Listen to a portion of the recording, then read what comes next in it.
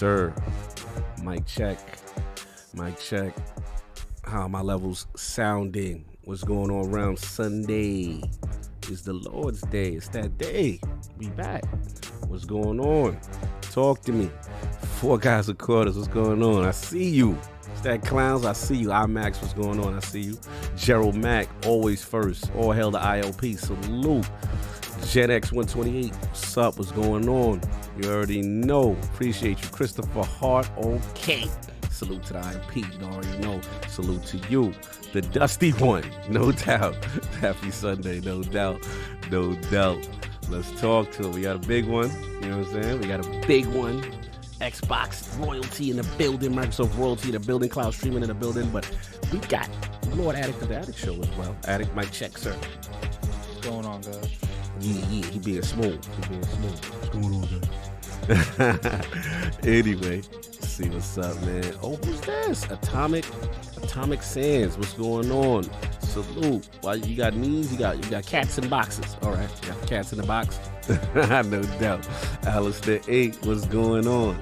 Talk to me. What's the word? I'm looking at my DNA 2. What's good, round? What's the word, King? For Havoc, what's the word? Shout out to DNA 2. You be killing me with that. Anyway, we gonna have a good show today. Got like fun topics, you know what I'm saying? Hopefully we get solved for a little bit. You know, he's got a lot of stuff going on. They hate when I say, you know, send love to solve when he has stuff going on, but I'll still say send love to solve. You know what I'm saying? He may pop through. We'll see what's going on. But you know, the king pull it up.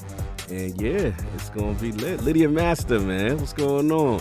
Wait, Naeem? That's Fleur? Wait, hold on. That's big. Is Big Fleur home? Is that Fleur from the BX? What's going on? I know that name. You already know. What's up, Brody? Oh, Fleur is home. Good to see you, brother. Good that you're doing all right. We will definitely chop it up. I think I missed your call. I think I know what happened last week. Okay, we're gonna chop it up. You already know. Anyway, for Havoc, what's going on? You know what I'm saying? We got some Bronx love in the building. I see you.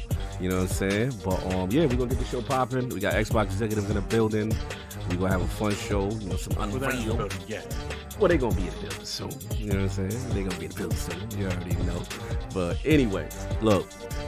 Shout out to my man Naeem. You know what I'm saying? That's Big Fleur. You know what I'm saying? He's home now. That's good to see. But anyway, yo, we're gonna get this show popping. I will be back. And we're gonna have a fun one. All right, one. Hear ye, man. Welcome to the show. If you would not mind, go ahead and find yourself a spot, get comfortable, grab a snack, do all that good stuff that we need to do, and you know, we're about to get started. It's not important who I am. What's important is that you are pulling up to the Iron Lords podcast right now as we speak, and I guess I'm here to keep you entertained until it's time to get this show started. So look, y'all done messed up and turned me to an animal, and haters be swearing they real, but come to find out that they really mechanical. And yeah, I be eating these rappers, but that's all a part of me being a cannibal. And they say I'm better than money because you can bank on me being accountable. I know a million rappers that don't want to be on a song with me. That's understandable. I kill a beat and they want to compare me to Freddie and Jason. I'd rather be Hannibal. They be like, why use a video game? Just be original. Y'all too dramatical. I know it's random, but I am addicted to flipping the sample and making it flammable. This is that This is that yoga, fire, flame. They think it's arson up in the apartment. They call it department and I get the blame. Still I be running, collecting them rings. You just a target when I'm in the range. I was the hardest to start regardless back when you was messaging people on AIM. Check my vocals. All on Twitter, but I'm anti-social. Love my city, but I'm still bi-coastal. I got... Nah, let's switch that up. What is you doing? What I want to do? Don't stop. Nah, that was dope. I'm just Keep that going. Keep that going. Nah, go ahead. Look, I guess you could say that I'm very spoiled. For them to be your dogs, they ain't very loyal. But I ain't gonna hold you, I ain't here to boil you. You ain't gotta say it, I'm embarrassed for you. Always been a nerd, never been a loser. Making Voltron with a gang of cougars. And I'm going places, better tell a Uber. Cause it's pretty hard to sleep on Freddy Krueger. That's... Whew. Let's do that again. Hear ye, man. Welcome to the show. If you would not mind, go ahead and find yourself a spot, get comfortable, grab a snack, do all that good stuff that we need to do, and you know, we're about to get started. It's not important who I am. What's important is that you are pulling up to the Iron Lords podcast right now as we speak, and I guess I'm here to keep you entertained until it's time to get this show started. So look, Y'all done messed up and turned me to an animal. And haters be swearing they real, but come to find out that they really mechanical. And yeah, I be eating these rappers, but that's all a part of me being a cannibal. And they say I'm better than money because you can bank on me being accountable. I know a million rappers that don't wanna be on a song with me, that's understandable. I kill a beat and they wanna compare me to Freddie and Jason. I'd rather be Hannibal. They be like, why use a video game? Just be original, y'all too dramatical. I know it's random, but I am addicted to flipping the sample and making it flammable. This is that yoga, fire, flame. They think it's arson up in the apartment. They call it department and I get the blame. Still I be running, collecting them rings. You just a target when I'm in the range. I was the hardest to start regardless back when you was messaging people on AIM. Check my vocals, all on Twitter, but I'm anti-social. Love my city, but I'm still bi-coastal. I got. Nah, let's switch that up. What is you doing? What I wanna do, Don't man. stop. Nah, that was dope. I'm Keep just that super going. Keep that going. Nah, go ahead. Look, I guess you could say that I'm very spoiled. For them to be your dogs, they ain't very loyal. But I ain't gonna hold you, I ain't here to boil you. You ain't gotta say it, I'm embarrassed for you. Always been a nerd, never been a loser. Making Voltron with a gang of cougars. And I'm going places, better tell a Uber. Cause it's pretty hard to sleep on Freddy Krueger. That's... Whew. Let's do that again. Hear ye, man. Welcome to the show. If you would not mind, go ahead and find yourself a spot, get comfortable, grab a snack, do all that good stuff that we need to do, and we're about to get started. It's not important who I am. What's important is that you are pulling up to the Iron Lords podcast right now as we speak, and I guess I'm here to keep you entertained until it's time to get this show started. So look. Y'all done messed up and turned me to an animal. And haters be swearing they real, but come to find out that they really mechanical. And yeah, I be eating these rappers, but that's all a part of me being a cannibal. And they say I'm better than money because you can bank on me being accountable. I know a million rappers that don't wanna be on a song with me, that's understandable. I kill a beat and they wanna compare me to Freddie and Jason. I'd rather be Hannibal. They be like, why use a video game? Just be original, y'all too dramatical. I know it's random, but I am addicted to flipping the sample and making it flammable. This is that yoga, fire, flame. They think it's arson up in the apartment. They call it department and I get the blame. Still I be running, collecting them rings. You just a target when I'm in the range. I was the hardest to start regardless back when you was messaging people on AIM. Check my vocals, all on Twitter, but I'm anti-social. Love my city, but I'm still bi-coastal. I got. Nah, let's switch that up. What is you What I doing? wanna do, Don't man. stop. Nah, that was dope. I'm Keep just that super going. Keep that going. Nah, go ahead. Look, I guess you could say that I'm very spoiled. For them to be your dogs, they ain't very loyal. But I ain't gonna hold you, I ain't here to boil you. You ain't gotta say it, I'm embarrassed for you. Always been a nerd, never been a loser. Making Voltron with a gang of cougars. And I'm going places, better tell a Uber. Cause it's pretty hard to sleep on Freddy Krueger. That's... Whew. Let's do that again. Hear ye, man. Welcome to the show. If you would not mind, go ahead and find yourself a spot, get comfortable, grab a snack, do all that good stuff that we need to do, and we're about to get started. It's not important who I am. What's important is that you are pulling up to the Iron Lords podcast right now as we speak, and I guess I'm here to keep you entertained until it's time to get this show started. So look. Y'all done messed up and turned me to an animal. And haters be swearing they real, but come to find out that they really mechanical. And yeah, I be eating these rappers, but that's all a part of me being a cannibal. And they say I'm better than money because you can bank on me being accountable. I know a million rappers that don't wanna be on a song with me, that's understandable. I kill a beat and they wanna compare me to Freddie and Jason. I'd rather be Hannibal. They be like, why use a video game? Just be original, y'all too dramatical. I know it's random, but I am addicted to flipping the sample and making it flammable. This is that yoga, fire, flame. They think it's arson up in the apartment. They call it department and I get the blame. Still I be running, collecting them rings. You just a target when I'm in the range. I was the hardest to start regardless back when you was messaging people on AIM. Check my vocals, all on Twitter, but I'm anti-social. Love my city, but I'm still bi-coastal. I got. Nah, let's switch that up. What is you doing? What I wanna do, Don't man. stop. Nah, that was dope. I'm Keep just that super going. Keep that going.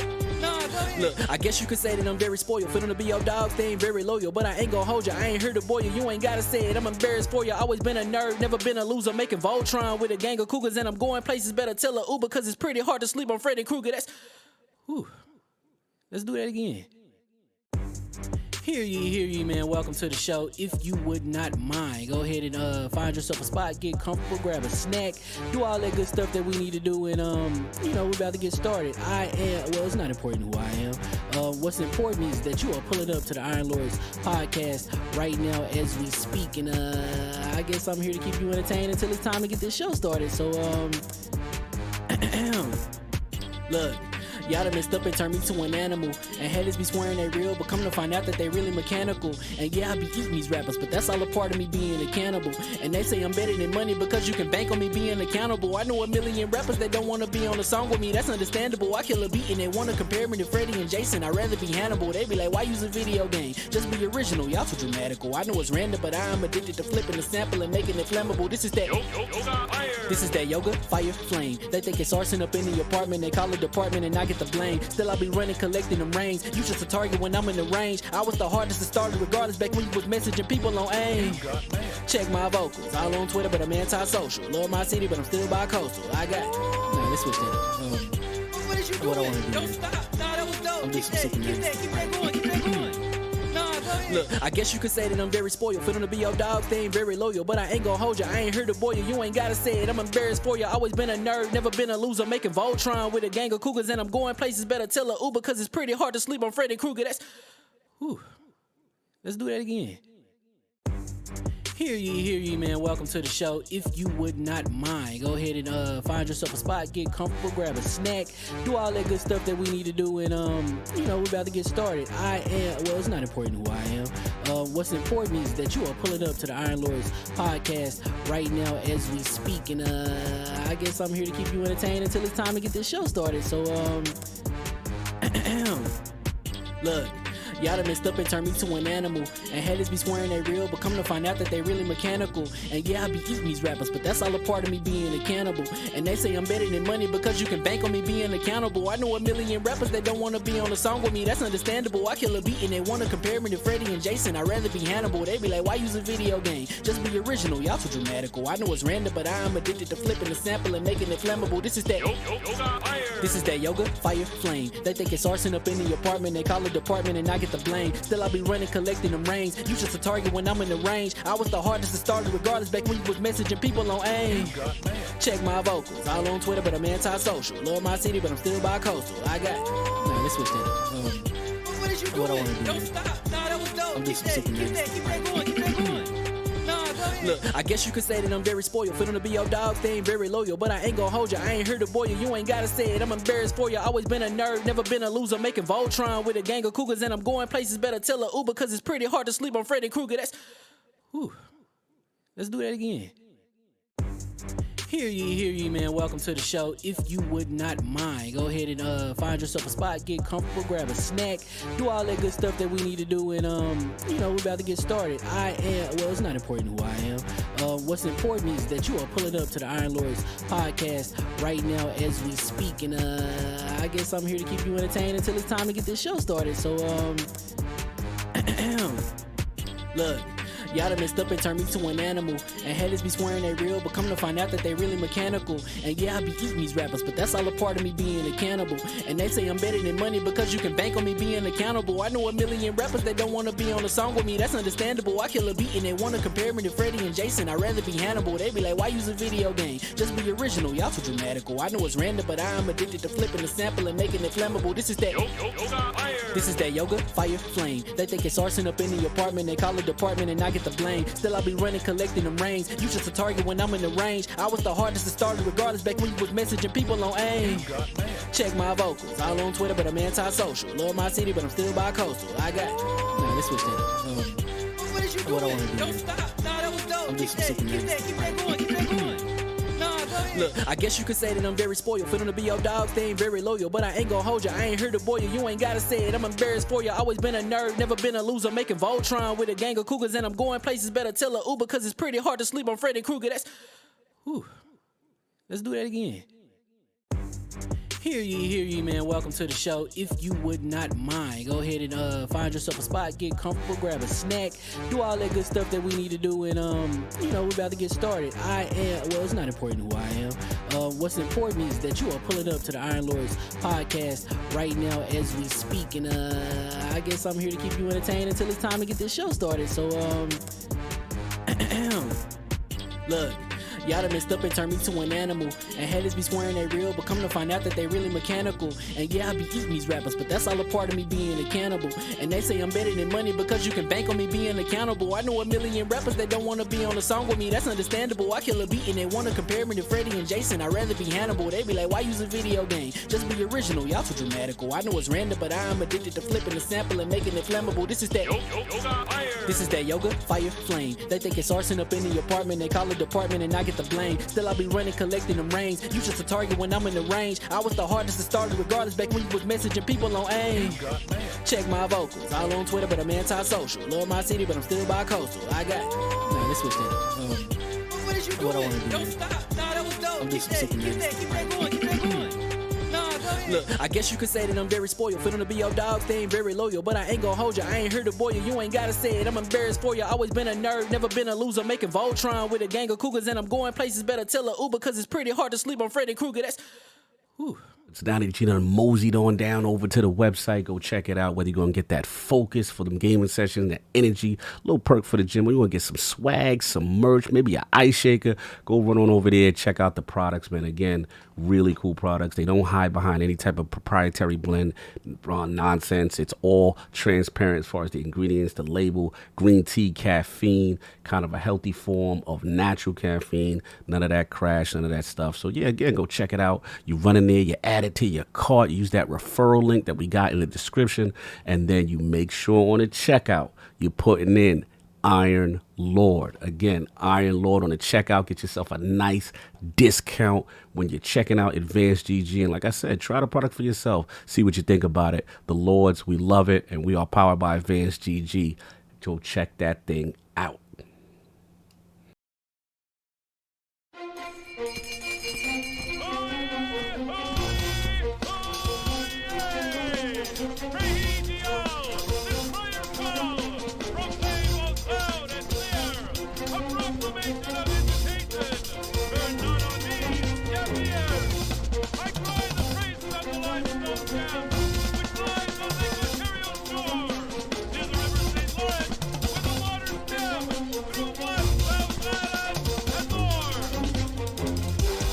I'ma just chill and watch them and eat snacks in the attic. I wanted to chill with the pack and be like a young wolf, but then they would mistake me for addict. If I can imagine it's cool to give you some advice, then invite your girl to your squadron. Cause if you don't give her that option, you gon' be single player like Sovereign. You gon' get tossed in the bushes by King David. Royalty and not a pretender. Detrimental to an elemental, what's an avatar to a knee bender? I gotta be me though. I know it's my destiny, word to Cognito. Who cares if you fly, if you still a mosquito? You swear you ain't stuntin', but really be Steve-O. You like to collect stuff and that's cool, but I got bad news. Even if you really was that dude, King David still be the king of the statues. Since a juvenile, I've been cursed with a curse to be musical. And if you hate it, we'll meet in the crucible. Other than that, then it's cool and it's beautiful. We let you know that your dreams are pursuable. Whatever you wanna do, then it's doable. If you got work on a Sunday, it's suitable. Cause you can listen to this in your cubicle on the Lord's Day. Woo. If you got work on a Sunday, it's suitable. Cause you can listen to this in your cubicle on the Lord's Day.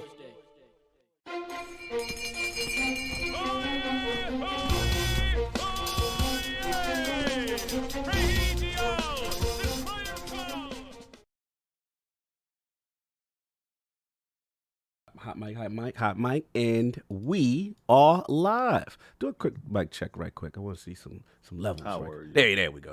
I see him now. I just want to make sure. Welcome to the Iron Lords Podcast, LLC, and also live on lordsofgaming.net, episode number 252. And it's another glorious Sunday. We're back at the round table on the Lord's Day. I'm extremely excited about our special guest, and we've got XboxGameStreaming, HaloInfinite, LoneWolves, and the Coalition Unreal Engine 5 demo to discuss, so we're going to get right into it. I want to introduce a Lord who is not only blazing a trail in the emerging space of console technology, but has empowered the passion as a hardcore gamer to truly play next-generation experiences wherever we are and to the devices of our choosing. Introducing Microsoft's Senior Program Manager of Game Streaming, Product and Strategy at Xbox, and the head of the enormous Marvel Cinematic Universe Facebook page, the Lord of Azure and the MCU, fellow Destiny brethren, who has survived every self-proclaimed destiny killer. Live from Washington and kind enough to make his debut into the realm of the Lords. My man, Lord Lockie, a.k.a. Paris Lockhart of Xbox. How we doing, sir? Oh, yes. Thank you for the intro. Man, can I get that at work? Can someone introduce me to a Teams call at work like that? That'd be nice when you jump on a Teams call. We have like an intro. Intro? Like what you do is like instead of it saying stream starting soon, you just have that on repeat. Right. Can I get a countdown too? Look, man, you're a lord at what you do. An absolute honor to have you in the realm. First of all, man, how you been and what you been playing, sir? What's been going on with you? Oh man, I've been good, man. Just work, family, work. You know, COVID. I'm sure everybody's been dealing with that. Everybody has been dealing with that. Now that we're sort of seeing the light break and the end of the tunnel, everybody's sort of back out there doing almost normal stuff. So it's good. It's good. What I've been playing, man, I just booted up Elden Ring. So, I beat it. I played Witch Queen, ran through that. I had some fun with that. I still got some missions to do. I still got some exotics to acquire in the Witch Queen. So I still got to go through those. Yeah, I do too. Yeah. Elden Ring. Oh my gosh. Yes, sir.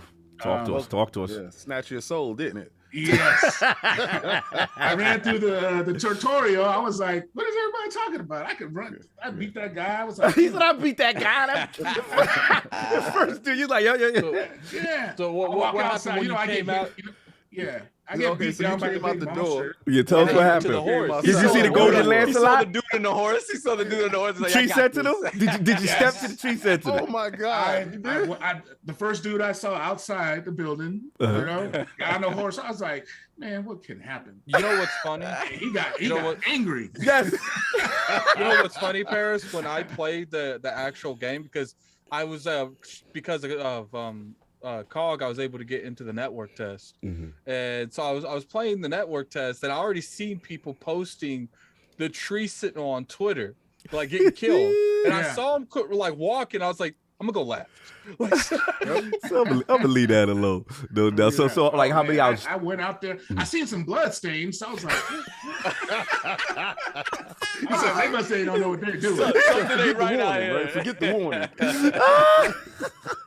No doubt. They didn't do it right. I can't. They do it right. I got this. Yo, Paris, tell me it's not dope that you see bloodstains to give you an indication of death, right? Yes. It's like, because if I see a lot of them, I'm like, wow, something crazy. I love that touch to it in the notes. I love the notes. There's a tunnel that you go down, and there was nothing but bloodstains. I was like, I'm not ready yet. There's 10,000 runes on me. I'm like, I'm not going down there. There's a part in the game that I don't know if any of you guys got to it. I think King has. I won't like spoil it, but it's like a giant battlefield, and you're summoning ally AIs over and over again. Like it's like a giant. It's I wasn't gonna say the name, but it's like cool. He won't know about that until when you know about that guy that I just said, when you know about him, you already know where you was at, because you're gonna get a big giant cinematic and you're gonna be like, this is not real. So and what's funny is like they open up the fight with you walking through the portal and him shooting a giant great bow, just shooting you over and over again, because it's pretty much a battle royale. You versus like 50 people. Yo, it's so dope. And the best part about it is, what we lords do is, what that lord right there down at the bottom does. I'm sitting here like right? No, him. He's our savant. Shout out to He Eric. helps, right? So he reaches out and he goes to people worlds and helps them beat bosses. So he has this big shield that I don't know where he got it from, and I'm hunting for the shield, right? He took a hit from a boss that usually kills you with one shot. He took it and looked at him and laughed. I said, "Oh, you too strong." I love to do that. He love to show off in your world. It's to the point, Paris, where like I'll be fighting people that are just so aggressive, and I was helping someone, and I had the shield up, and he's like, "Yo, that dude's gonna kill you." I'm like, "Step aside, pass it aside." Coming through. Let the real man handle the ball. Yeah, he'll have us do the fringe stuff. But salute to you, Paris. Right, so I do got one question about it. Go for it. When you summon your friends and you're all running through, and then somebody invades you, there's some times where you can't fight that person. They got like a shield around them. Then there's some times where you can all jump in and stop them from killing the main person. Like, you know. Yeah, Attic, what's up with that? Talk about that co-op. Well, that's probably a spell. He put a spell on himself to take a couple hits. So you have to hit him to get rid of the barrier, and then you can continue hitting. What's funny is I'll be in things that were like two people invaded. It's not too hard to get rid of them as long as like you have the proper equipment. Now, like we have a friend named Blaze. He's like specializes in PvP. I ain't touching none of that. I ain't openly invading for the beef. That's king. That's the stuff that I like. Like, yo, Paris, when I saw the game, and I'm tired of taking too much from your segment. Yeah. Don't worry. It's when I saw the game and I realized that I can jump into people's world and just wreak havoc. I said, yo, I can't wait for this game. This is because I'm not a Souls dude. So I said, this is what it is. So when I told Sovereign, I said, I need this from the Iron Bank. I need to do this. He didn't believe that I was going to be playing this game. I was like, no, I need proof. I need proof. Jumping into people's world, you can get your head smacked clean off your body. So I realized very early on my ambitions to be an invader is definitely mute. Different. You can ask King about some of the people that try to invade us. They run from me, but sooner or later I get them. I run in the back, and I got that potion. You'll be able to get that potion later on, Paris. The one that puts a bubble around you and shields you, so you can take a couple of hits when you're fighting the boss, and it's really good. Yo, real quick, shout out to the chat. They are going crazy for Lord Paris's Xbox snowboard right now. They was like, the drip is crazy. The Xbox, real quick, can I get some knowledge on the snowboard part? That's fine. They want to know. The Xbox snowboard. Yeah. I got that during one of our like our give campaign things, and that was a fan got it signed by P3 himself. Oh, I think that's 2 of, so there was 15 of them. That's 2 of 15. Wow. And then they just did an auction not too long ago for 0. So it was a big auction, and people were the dominance, and there's a bunch of charity and stuff like that. So yeah. I haven't used it yet. Phil gives me crap about it. So watch it. Wait. Phil, you snowboard? Phil's? Yeah. No, you. Yeah, well, yeah, I'm working on it. Yeah, I have one. I have one right here too. It's just one. Okay, so what I'm gonna tell you is, just because your friend snowboard, that don't mean you got it. No. See, I'm with him though on the fact that if you're gonna do it, see the skiing, the skiing, but the snowboard, at least if it got skateboard sensibilities, in my opinion. Yeah, it's got skateboard. It's like almost like skateboard. Well. Yeah. No. Exactly. Exactly. I salute you. Megatron tried to get me to go to some snowboarding thing. I said no. I said my ideal of vacation is not me laying up bandaged up. I always just see one guy just bandaged up like a mummy. You value your safety. I don't go anywhere on vacation where there's snow. Bro, I was the dude. I'm like, yo, I'll meet you in the cabin lodge and I'll be watching the games. You go do that snowboarding thing. Y'all go do that. You know what I'm saying? But I did try. But look, we got to move on. And so besides that's been predominantly what you've been playing. Lord, Lockie, has it been predominantly Elden Ring? Just boot up Elden Ring and Destiny 2 all day, every day. You already know what it is. Anyway, and we got the 4 horsemen of gaming, those original lords of the realm here at the round table. My co-host with the co-most, my brother from another mother, the difficult game conqueror, lord of his own world, and the how of the young wolf. My man, Lord Addict of the Addict Show. How we doing, sir? Doing pretty good, man. Before the show, I actually watched that Kingdom Hearts 4 trailer. So, I actually recorded a reaction. We'll put it up for the members and Patreon. So, if you guys want to see my blind reaction to it, definitely look into that. First I want to say is like, there's a lot of hate for a game ain't none of you playing. Like, all I'm gonna say is a lot of hate for a game none of you care about. The moment Kingdom Hearts comes up in the news, I feel like people just like, they love it. They're like, oh, I could snap about a game I don't care about. That's all I'm gonna say. I'm gonna go back to drinking my propel. All right, go do that. You already know. And of course, we have very happy to have him here. Our most technical gaming lord, the solo gamer who lives for the single-player selfish experience, and also the Sostradamus, the Lord of Clarity and Lord Patron of the Iron Bank. My man, Lord Sovereign on limited time, but happy to hear. No, he's alive, people. I told Very you. limited time. Very limited time. So just real quick, Shani put a code for Elden Ring Yes, in the chat. whoever Yeah, got that, wow. Go get that. congratulations. Thank you, Already Lord. gone. There Go we get go. that. Yeah, Go somebody get got that real quick. Yeah, salute. Yeah, what's going on, man? First of all, I want to thank everyone in the row who came out and and expressed their condolences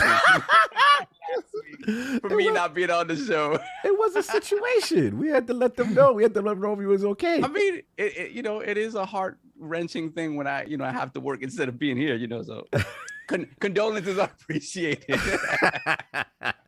But yeah, I'm gonna have to break your heart again.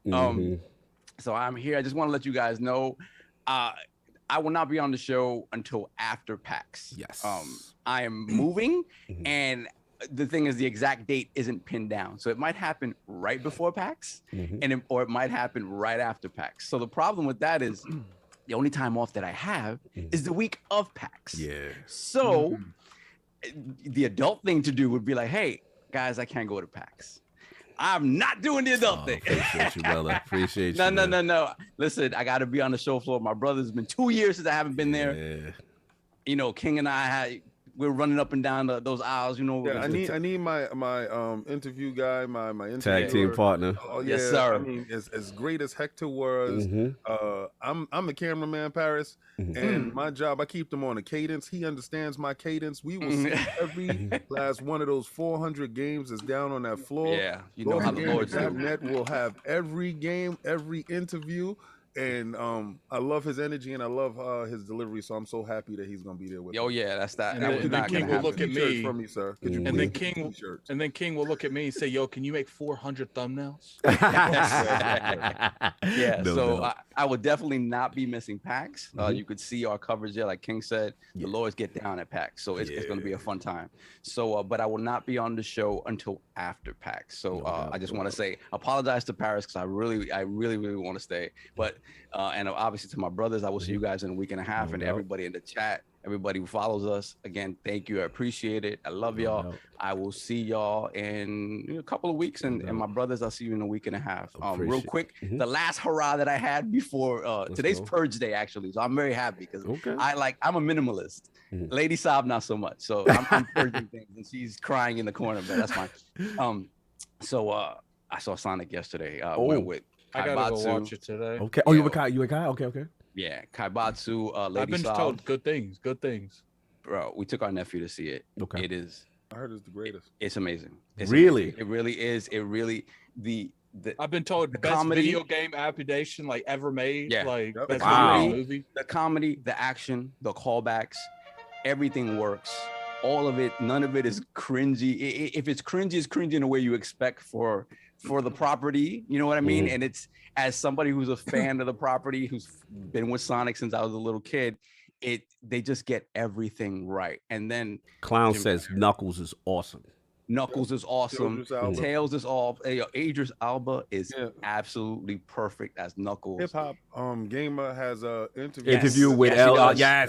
Yes. Yeah, he does. And then who else? Yeah, Tails is great.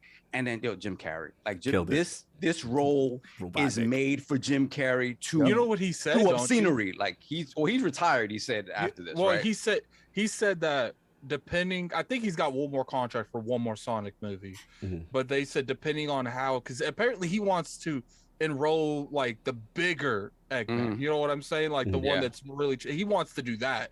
It seems like if they let him go that direction, he might stay for another one. Okay. I tell you this is his, again, Jim Carrey has always been known for chewing up scenery. This is a movie where it's good that he chews up scenery because he's that good as this, over the top villain, and it's just perfect. It was so great. No doubt. So yeah, you want me to read these super chats? Oh, but I was like, if please, you know what I'm saying, because we won't get the glorious reading from you. You know what I'm saying? Not just because our reading is terrible. I'm not as good. Come on, let's go. Let's get it. We're not as good as some. We got Forza Legend, $10 super chat. I just want to say good morning, Lords. I will say this now. Sonic the Hedgehog 2 movie is the greatest video game movie ever. Wow. It was a joy to take my son and daughter to see it. 10 out of 10. I'm not going to lie. And you know what's great too? Wow. The energy of the crowd. The kids there really kids got into it. Oh, that's dope. That's dope.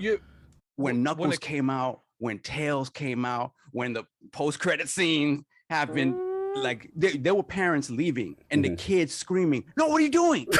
Like, what are you doing? No!" The kids know the vibes. Yeah, they know. Shout out to Marvel. Yeah. Yep. Marvel sent the president. Speaking of which, real quick, because I know I don't have you on. I have you on limited time. I finally did see the Batman, and it was amazing. And I just wanted to let you know. You know what I'm saying?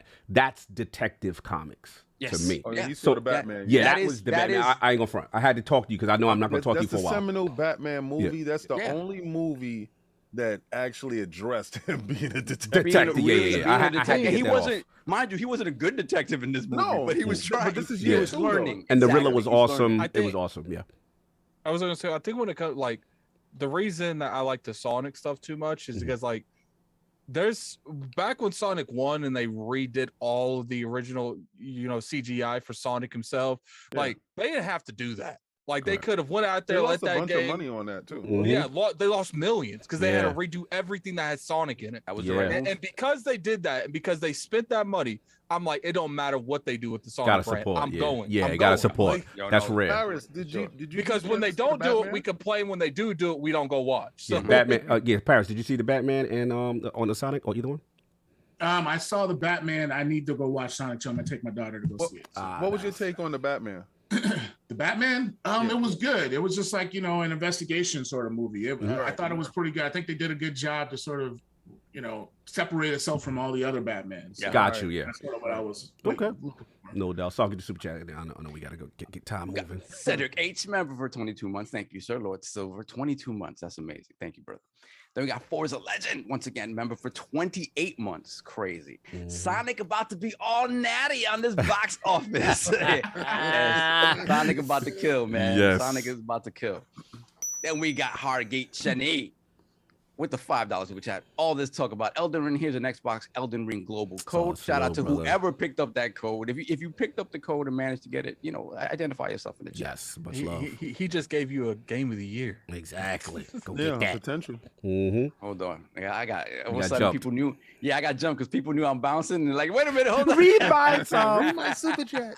Italian Clouds, $5 super chat. Elden Ring is the Destiny killer. Let's go. Yo, shout out to Yo, Clouds is so messy with anything with Destiny. Like, he has to say something is the Destiny killer. That was part of the reason why I did that for your intro, Paris.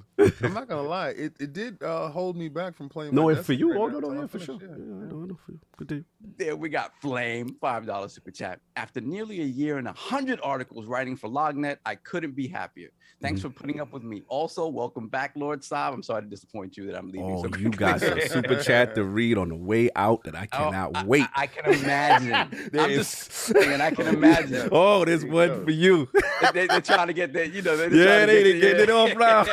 Continue. We got Klutz Man 01, $5 super chat. Manscaped is the truth. Cop that cog. Okay. The X code XB2. Have a great show, guys. Glad you're still alive, Sam. Yes, I'm still alive. I'll let you know the status of that when I come back from PAX. Then we got Drawn TJ, $5 super chat. Morning, Lords. I hope you have a fire show. Thank you, sir. No doubt. Hold on, let me scroll back. You gotta get this. Amblix, member for 2 months. Thank y'all for everything you do every week. Welcome Paris to the realm. Any thoughts on Jeff Ross, Days Gone, joining Crystal D as the director? They already asking. Oh God. Good. You got 2 more. Oh no, I already know it's good. Hargeet Chani, $5 super chat. Let's see if I can get Prophet Lord Saab to read my super chat. Salute to the Lords and welcome Paris to the realm. Hope to catch you guys at PAX. We will be there. You'll be there. Pull up. Pull up. Everybody, everybody who's in here every single week listens to us. You see us at PAX. pull up. Yes, Yeah. and this is especially for the next super chat. Your last one. Continue. Oh my goodness. Please have your shirt on too. Yes. Oh no. Oh no. Yes. Ah. You wasn't here last week. He wasn't here. He's back. Yeah. Let me play with your joystick. $5 super chat. Really? Paris is having too much fun with this. Yeah. Stop. I'm gonna miss you. We can always play co-op if you want that. I'll pass on that, sir. You're invited. Let me play. Just said couch co-op. make sure you see some. And yet, if you're coming to facts. Wow. Couch co-op. Oh, there you go. Why did you add the couch part? That's not there. That part was not in the He super told chat. me, he texted me. He said All that's right. what he wanted to say. Then Couch we co-op. got Tony Bryant, member for 21 months. See you guys at PAX. Don't have to worry about my wife and sister-in-law fawning over Saab for 2 weeks. Latino heat. Then we got JD. Latino Heat needs a haircut, but that's Okay. all right.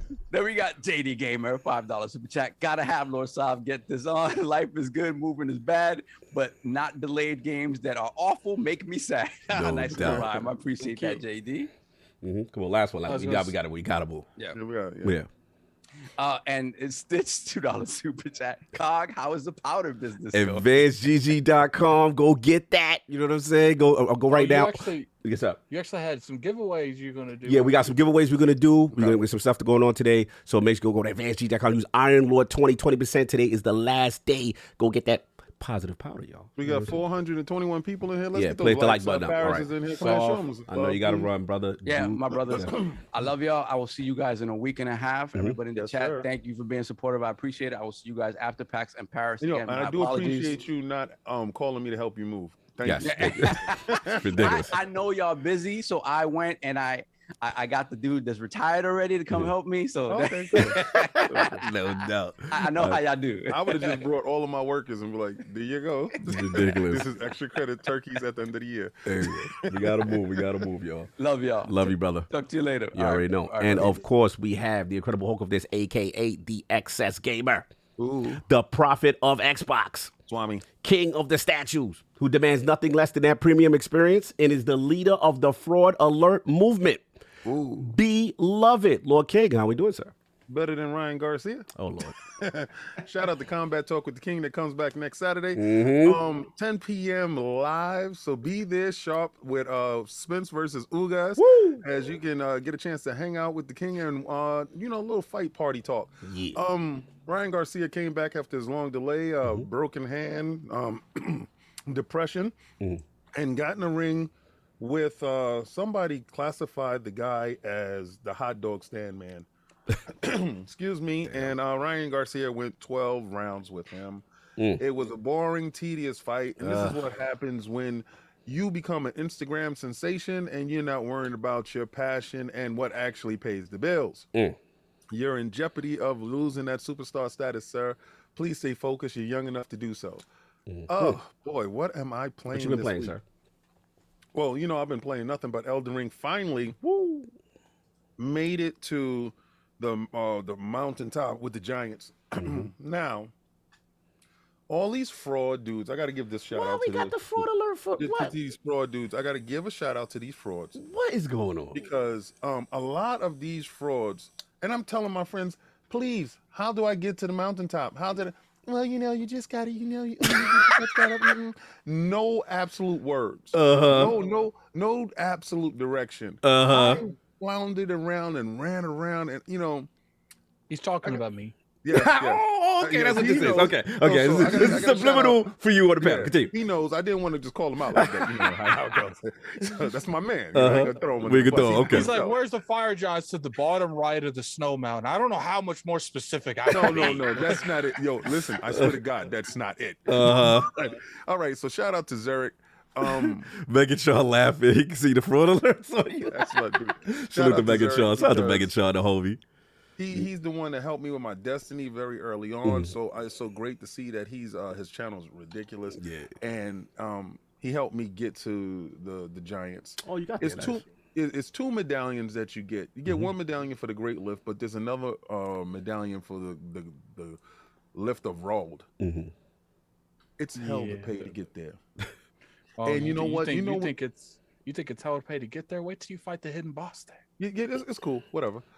So he always does this. He wants to put the fear of God in you, right? So I finally made it there, but it was hell to pay. You know how when you got to sit down at your controller and you got to hold your controller, and no matter how bad you getting the brakes beat off you, you got to say, "Not today, Satan, not today." And I found out. Please read all the items that's inside of your bag. Because there was one specific item that helped me with a boss. I didn't even know I had this item. And I said, let me use it because it had his name on the item. And I used it and it debilitated him. And I was able to get some free hits on him, boy, and that saved the day. So just read your item bag for us guys who don't play Souls. Reach into the bag. Reach into the bag. There you go. Please do, because they don't tell you anything. You know, there's nothing. They just like get into the world and go fight. Help.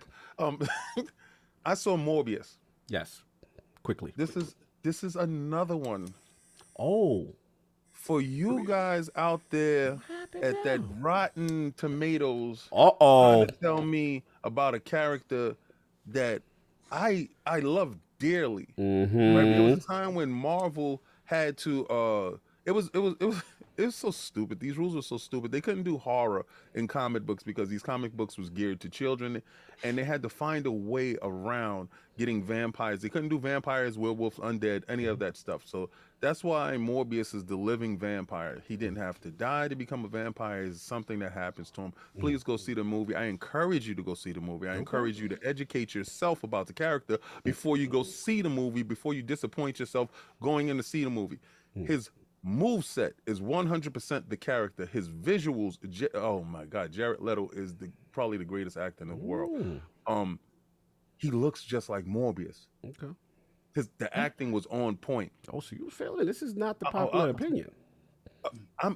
I'm living in an age where I picked up a book as a child, as a 6 or 7-year-old child, and this character that I'm seeing in this book, this little known character, there's not an A+ character. Right. He's a C-level Spider-Man character. You know, he's not Dr. Octopus. Right. He's not the Vulture.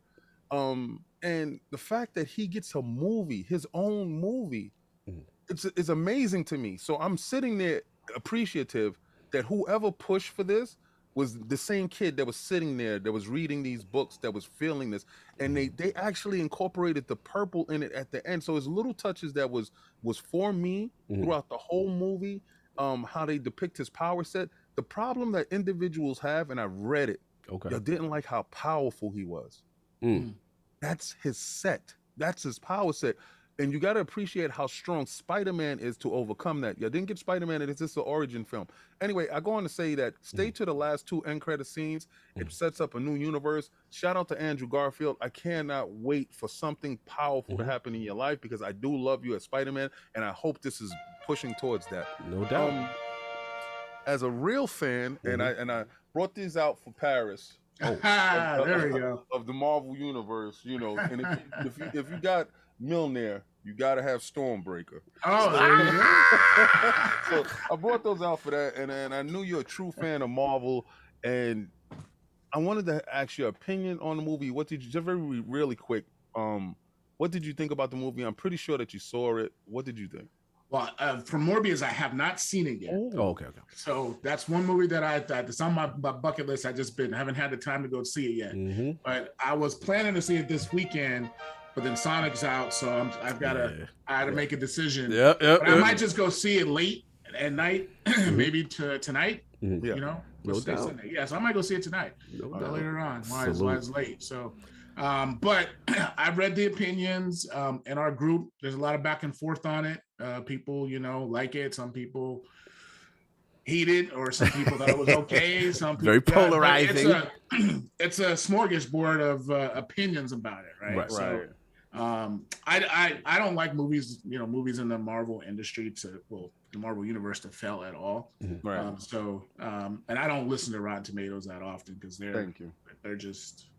Yeah, some of them are just way off, and then they base their opinion on, you know, no actual facts. So that's what I'm saying. Problem. Yeah. Right. I feel you. Yeah, you two are the most knowledgeable cinematic universe people Yeah, I know. absolutely I know absolutely nothing. So I defer to both the knowledges here. I know the Iron Man dude has a red suit. Hulk is green. Time. We gotta move. Listen, hit me up after you see it. Yeah, we'll do it. Look, we gotta move. I will. I'll hit you up. No doubt. And I had to introduce my damn self. The Game Ninja Shinobi, you know me. Here we go. LordCognito. So Defining Duke was shout out to Matty Plays. We had a good one. Just breaking down the Game Pass features, and we actually shame gamers who mute game music, which is pretty funny. So go check that out.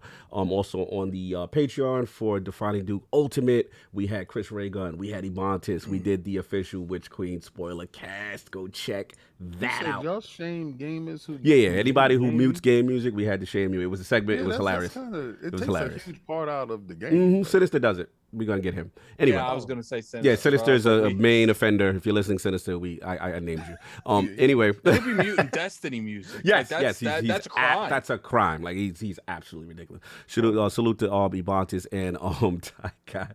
They held me down. A busy work week. Shout out to Tiddly who they had on. Really cool. For me, it's just been MLB The Show, Crusader Kings 3, and of course, still sneaking in Destiny when I can.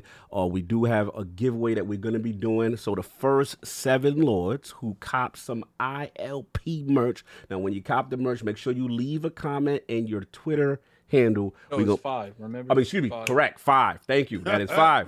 Thank you for that correction. It's only 5. It's only 5. It's only 5. It's only 5 you guys. So the first 5 Lords who cop some ILP merch from the store, links in the description at the top. Go click that. Especially if you come in the packs, cop a pack shirt, right, Kate? You know what I'm saying? Say what's up to the Lord. I would tell you to do so.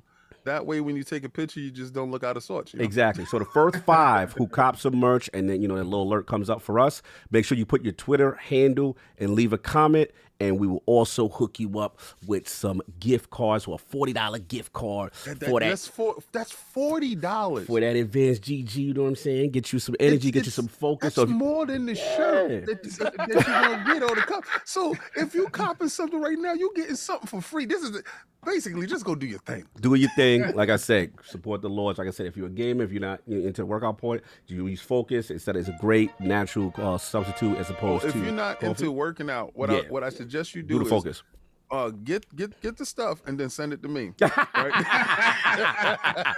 and that way you can ingratiate yourself to the king and you can still support. You're ridiculous. You're ridiculous. And if you are a person who likes to work out, you can use the energy line. So salute, go get that. You already know. So look, we have belabored long enough. Yes. We got to get into the main event. We have a very patient guest. So now that we got into what the Lords have been playing, we got to focus on Lord Paris Lockhart, his video game system history, passion for the MCU, which we kind of learned about, and of course, what led him as senior program manager for game streaming at Xbox. So, Lord Lockie, let's start from the very beginning. What was your video game system history, and what got you into gaming, sir? Oh, man. Atari. That's where it all started for me. Let's go. Actually, I didn't have one. One of the kids in our neighborhood had one. And we all congregated over to his house. And we were just stunned by it. We're like, well, this is real. Like, we can do some things, right? You know, Paris, one time I want to have a guest on that he was that dude that had it. No, good. So, but we all had, like, a lot of us had that one friend. King was that for us, right? Where it's like you go to see the tech or the system. Tell your story. I'm sorry. Continue. Yeah. So he had it. Everybody come over and play, and as kids during the summertime, that's what we did. It was like. Yep. We're over there, and then when Nintendo came out, he got the first Nintendo, but everybody else started getting Nintendo. Yeah. So we all were playing Nintendo, and Super Mario Brothers. That's where it started. And let me ask you a question, because all right, so you went from the Atari, y'all hanging out. Yeah. He had Pitfall Harry. Pretty sure everybody had Pitfall. Yeah, he had Pitfall. He had all that stuff. So the question is, did you witness or did you even know that we had the great crash after E.T. Before the Nintendo came out? Because Nintendo came out after the crash when the market was absolutely dead. Back then when I didn't even, I was oblivious to all that. Yeah. I didn't even know there was a crash. I just knew that couple years went by, Nintendo was out. Exactly. Yeah. I didn't even know it was a crash. So when people were saying, I was like, for real? I was living it. I lived the crash. I was that young, but so go I ahead, didn't pay Nintendo. attention to what was going on in the gaming industry back then. It was more of just like, ooh, this new system's out. Can I get one? No. Yeah. What do I got to do to get one? Right. You gotta get good grades. You gotta clean up the house. You gotta not talk back. You gotta wash the dishes. You gotta long laundry list. So one Christmas, next thing you know, it was finally there. So yes, we got one, and that was the NES. Yes. Okay, continue.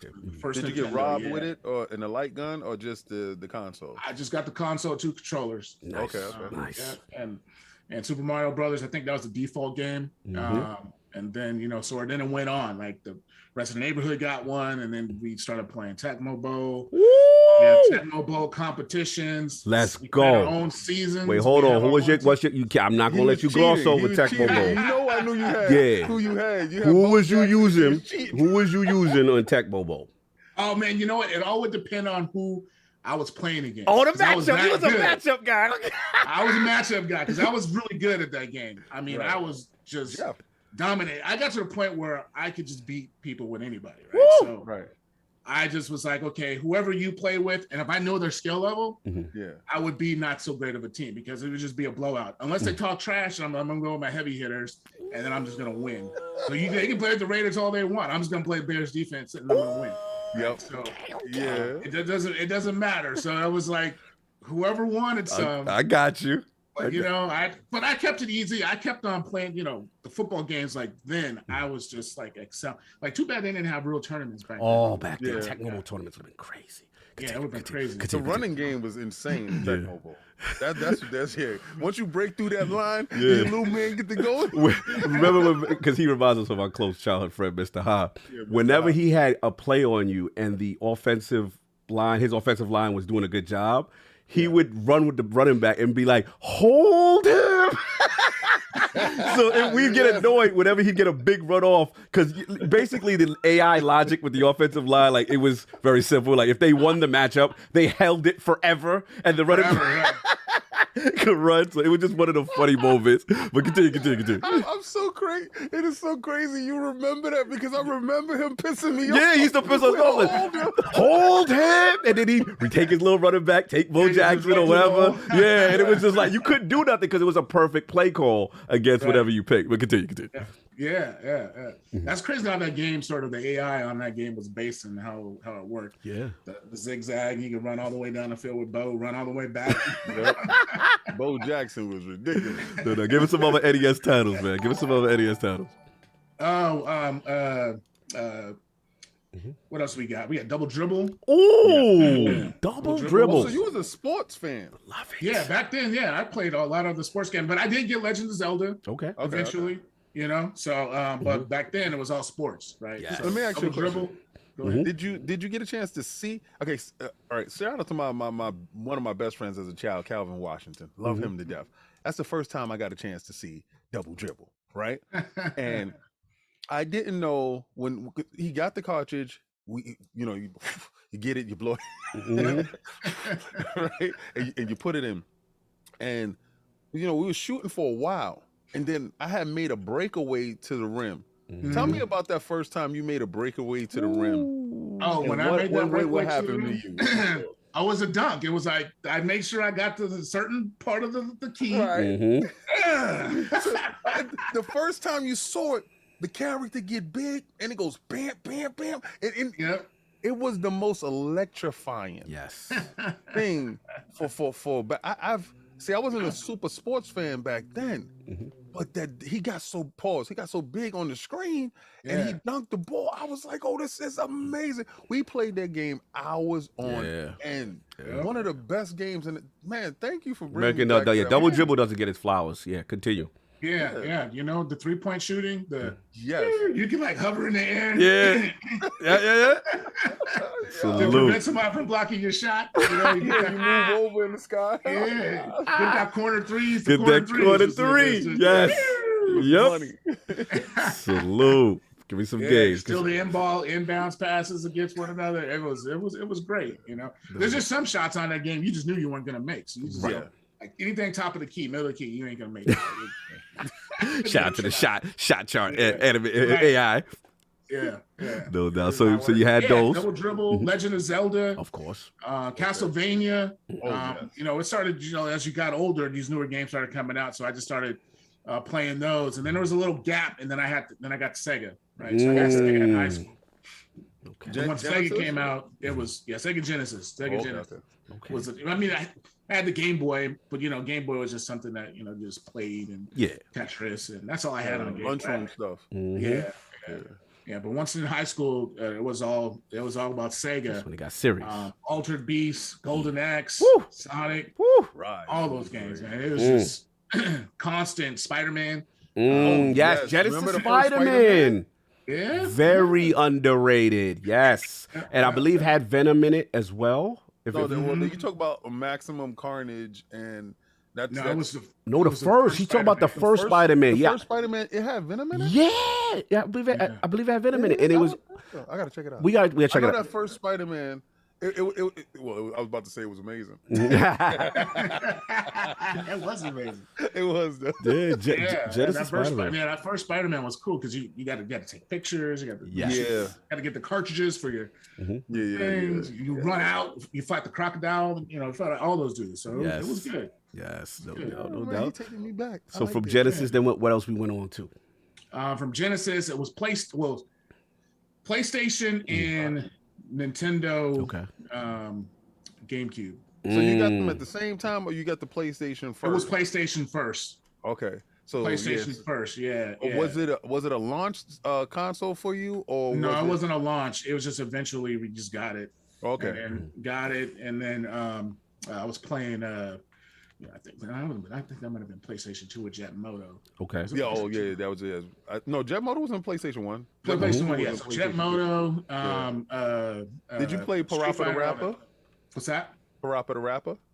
No, I haven't played that one. Okay. That was the first game.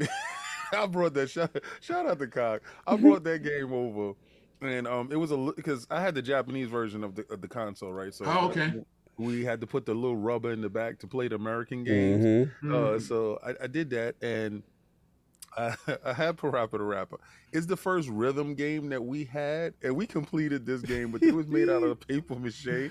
And I found it amazing that it was kiddie rap, but it was intricate and it was good, and we had to be on beat with it. So it was the first introduction to us to that rhythm type of game stuff. So I got a little puppet upstairs inside of my room. Pause. Guys, don't even be funny with the puppet in my room. You stupid. Nah, salute the rapper. Nah, PlayStation. What kind of puppet is it? No, I'm joking. So it was so what King said, Lockie, like, was it you got both at the same time? Because I know she had the Genesis gap. Like, what was the space between getting into the PlayStation and Nintendo ecosystems at that point? Oh yes, it was just Genesis, and then the PlayStation came out because we were talking about CDs. I think I worked at Kmart when PlayStation came. Like I was working at Kmart when PlayStation came out, and I had bought one there, so I used one of my paychecks to buy one. They're flying off the shelves, and people were buying them. I was like, nice. Oh, and I worked in electronics, so I was always playing inside the store. Nice. I worked there, so I was just like, I might as well just go ahead and get one. I had to lose my little 15% discount. No doubt, get the employee perks off. I was waiting for the blue light special. Yes, man, we ain't mad at that. That's how I used to get all my games. I wait for the blue light specials to go. I know it's coming. Let me put this to the side. This is my stack. No doubt. Insider knowledge. Yeah. Hold on. He's about to give us some. Go ahead. Yeah, best believe I would do that. Like there's a layaway, right? The Kmart had the layaway, and I worked there too. So I would just go put stuff on layaway and just wait. Right. And then, and I worked in layaway. I knew people weren't coming back to pick their stuff. I respect that. That's right when it was supposed to go back up to the floor. Bam! Let's go. Yeah, I heard he moved. Shout out to me. Salute to that inside. Where you'd be like, you got to buy all this stuff. You gonna come back and get it. Okay. Okay. So I just know you're not gonna come back, so I'm gonna wait for your time to expire. And you had the calendar because listen, we didn't have cell phones back then that told us when we had a calendar. We walk off the days. And we coming back on Tuesday, baby. He had one of those brick walls and it was just giant calendar. It's like every day it's something else that was layaway. I respect it. Layaway is crazy. The only thing that really got me about layaway is like when people would put that lawn furniture on layaway, so I had to go get it. Put it upstairs, right? And then, I got all this lawn furniture up there taking up all the space. And I'd be waiting for them to cancel it off, but somebody come back and put $1 on it. I'm like, come on. To extend it for another month. I'm like, no. I respect that. Right. No doubt. You got the PlayStation and you got the GameCube. What the GameCube was a little bit different. What enticed you to get the GameCube? What was it? Was it what's the game? Luigi's popular racing game. Oh wait. Was it with that? Oh, F-Zero. Well, F-Zero Super Nintendo, but I'm trying. No. They had F-Zero for the GameCube. What about Mario Kart? Mario Kart. Mario Kart. Mm-hmm. That's the only game we played on GameCube. Okay, that's what's up. Only game we played on GameCube. So we had everybody come over. Everybody would play. Okay. We just hang out and just play Mario Kart. Because it's 2 players, so we lose or get off. As the console owner, did you tell them that they had to bring their own controller? Yes. No, I always try to keep controllers. I always got. He's good. You are Mr. High. Yeah. Like he must be your spiritual successor. All right. So for me and for LordCognito, we would tell people that they had to bring their own controller. All right. I'm not investing in you. You invest in yourself. Right? I invested in the console, right? So, but Mr. High would have controllers laid out for everybody. He would have beverages. Yeah, that's the man. His house was the place to be, man. Yes. I have controllers, and then like when I would go to people's houses, I bring my own controller. Oh man, yeah, he's just the same. Because it's like he has to have because I know how the buttons work. He's the same, bro. That is literally Mr. High to a T. We're gonna make Mr. High listen to this episode because it's the same sensibility. It's like that's that personal controller that you got that relationship. You know how it feels, and I got you. I got you. There's nothing worse than trying to do that turn on Mario Kart and you can't because the controller jacked up. There will be no loss blamed on the controller of another. We'll find something else to blame it on. No doubt. And I want to ask you really quick in the sense of I know we didn't get to it yet, but like just the 32-bit era. It was interesting. I always felt a 32, but there was some fringe stuff going on. And then also I wanted to ask you, so first was like TurboGrafx 16. Did any of that get in the mix? And then also, I know there's sometimes it doesn't get a lot of love, but some people did have it. Was the 3DO? So those two systems were there any experience with? Yeah, a couple of my friends had TurboGrafx 16. I didn't get it, Okay. and I didn't touch the NDO. $700 was not in my price range. Yeah, so I'm gonna also assume the Neo Geo was out of the question. No Neo Geo. Oh, he caught me mid-sip.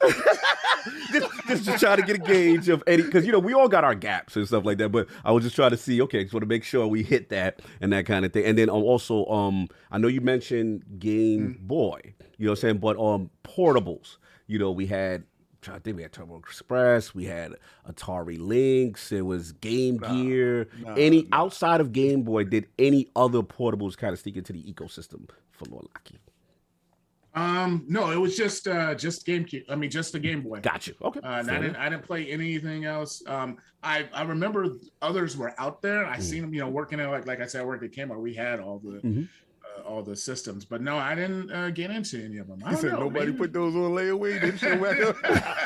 If they did, I was like, okay. He's like, yeah, that's gonna stay right there. No doubt. So we got that. We got the Nintendo system. Move on.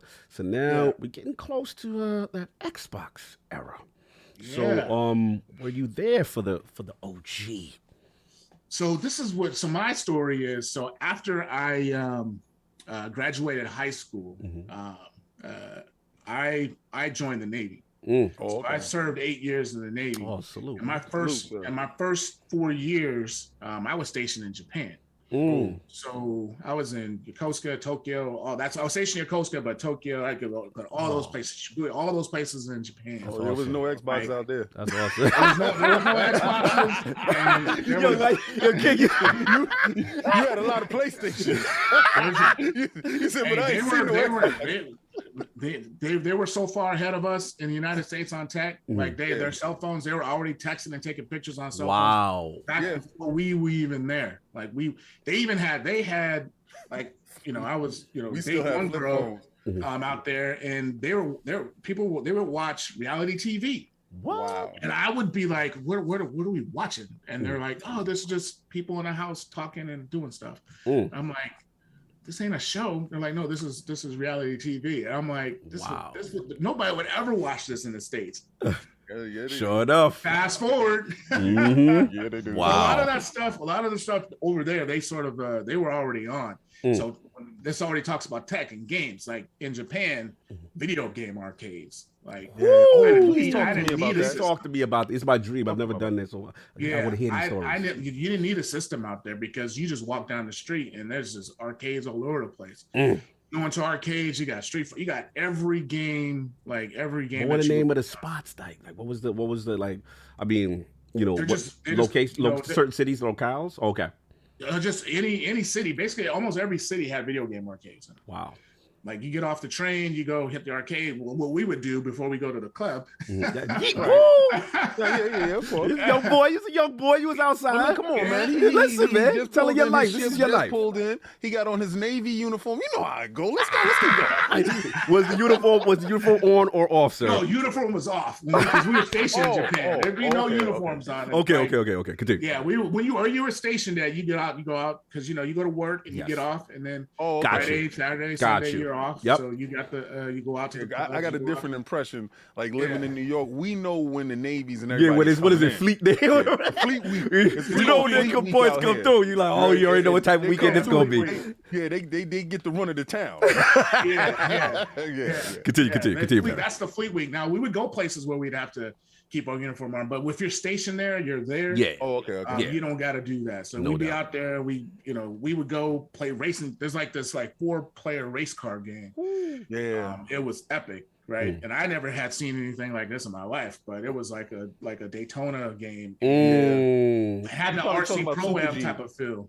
He's talking about Super G, probably. Possibly. It had the RC Pro-Am type feel, but it was you're racing stock car races. So like if you crash and damage your car up, you hit the pit stop, your car is going to go faster than everybody else. So if you get passed up a lap, you're going to catch and pass everybody up. Oh, wow. Just to get you back into the race. And then you're back in the race. So you never sort of out of it. That was like a catch-up mechanic. Against each other. So, 4 people, if you're playing with 4 people, one of you 4 are going to finish. So you was in the cutting edge of the large arcade machines. Well, because here in the States, while you was there, here in the States, we will get sporadic drops of large arcade machines. The first one that I saw and I played in was the Star Wars one, that you sit down. From I think Sega made it, and then it started escalating from there. But you were in the cutting edge of it because I'm pretty sure that your arcade rooms were like vastly larger. And because we would go down to Times Square where you probably had 15 to 20 arcade rooms down there. So you're at the apex of it. What was the biggest contraption, that you sat in? Well, besides the 4-player co-op race game machine, the singular one, because I got into one that was like a VR like mech thing. Did you get into anything like that? Let me recall. There are just so many of them. There are so many games. I know. Was Time Crisis? I don't know. No, light guns. Time Crisis was already. Time Crisis. That was big. I remember that one. Yeah. There was games similar to like Time Crisis, like single player games. There was like random like Japanese shooting games and stuff like that, where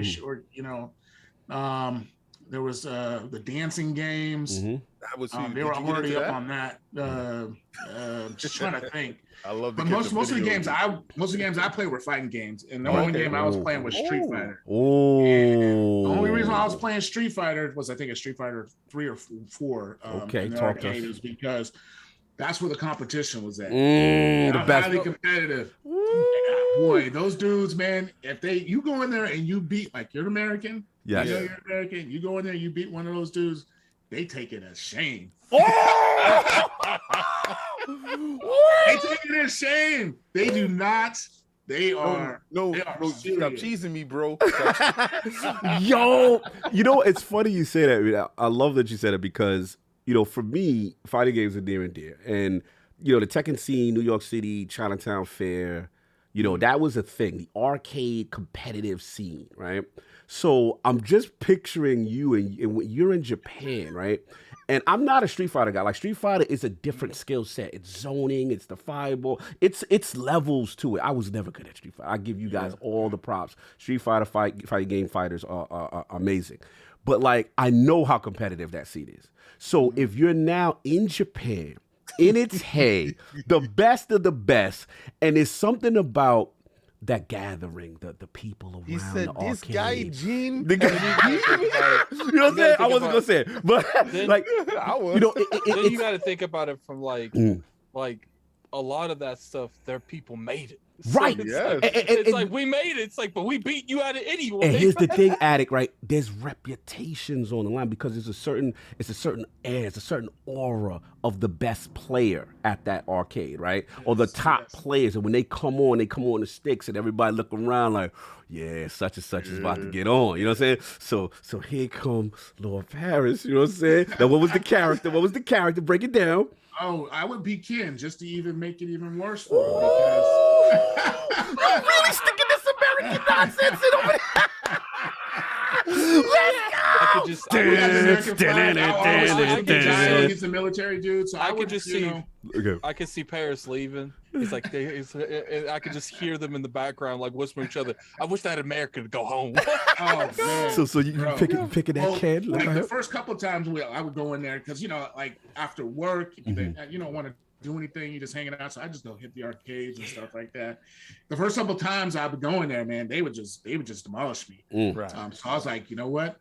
Let me go in here during some odd hours. Hit the dojo. Let's go. Let me learn these sticks. Yes. So I would go in, and then every random person that would come in, and I would, hang with them or even beat them. You could tell that they were just maybe they were doing what I was doing. They wanted to get better. Because there's a prime time. Yeah, there's a certain hour. There's a certain hours. 8 p.m. Certain hours and times where the same dudes would be in there. They'll all be having fun. And, I put my little Japanese. Put that quarter up. Yeah. Out of curiosity, did any of them teach you like anything, or was it strictly competitive between they ain't you? teaching. No. They ain't teaching. No, it's competitive. They wouldn't even. There's no conversation except when you lose.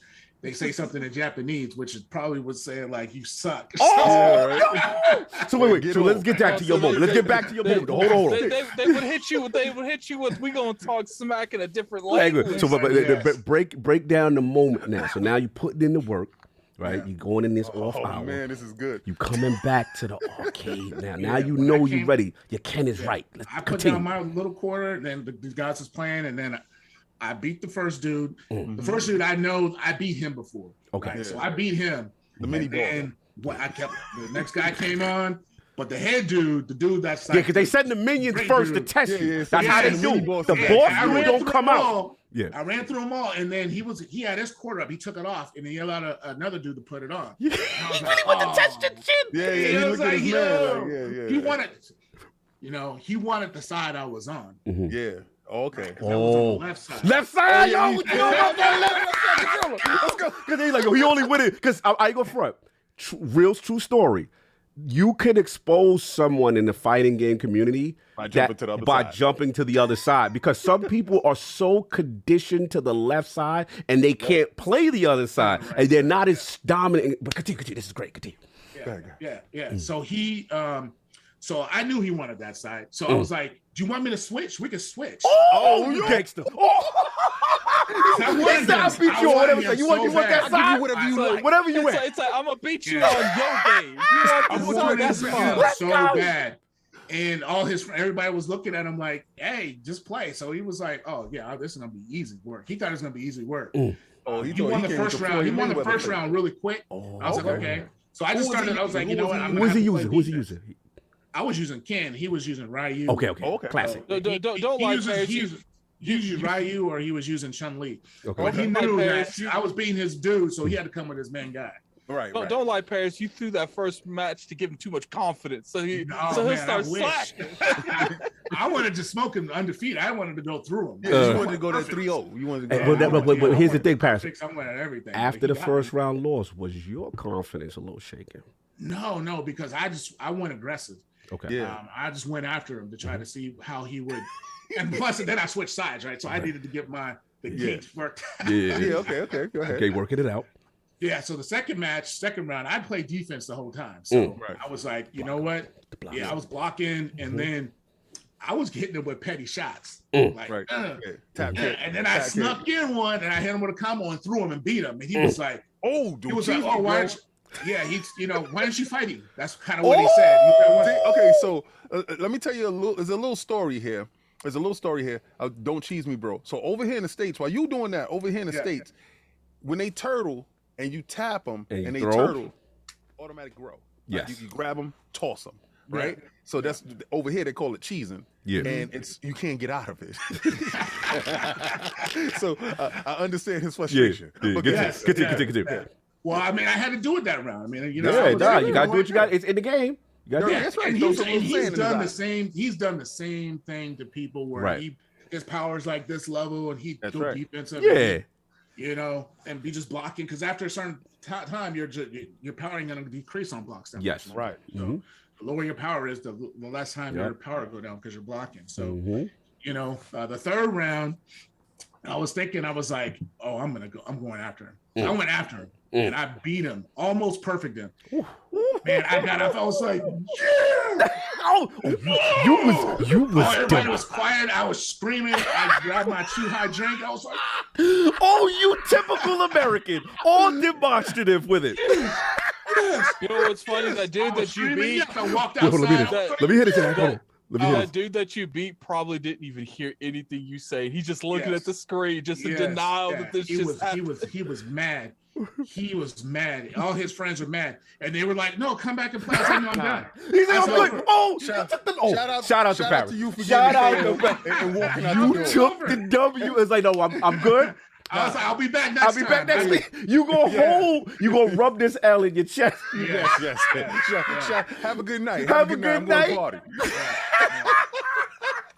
Yo, it reminds me of a karate movie when you fight the boss in the beginning and he mops the floor with you, but you go to the dojo to get your train, and you come back in the last half an hour of the movie. Yo, salute to your petty though. I gotta respect your petty. That's dope, man. That was dope. That was good. Man. That was a great story. Salute, man. Yeah, it was a thing. Just to cap off that. Yes, please. You know, I would still come in during off times, you know, still play and stuff like that. The leader dude, the dude you got your headband on and all that.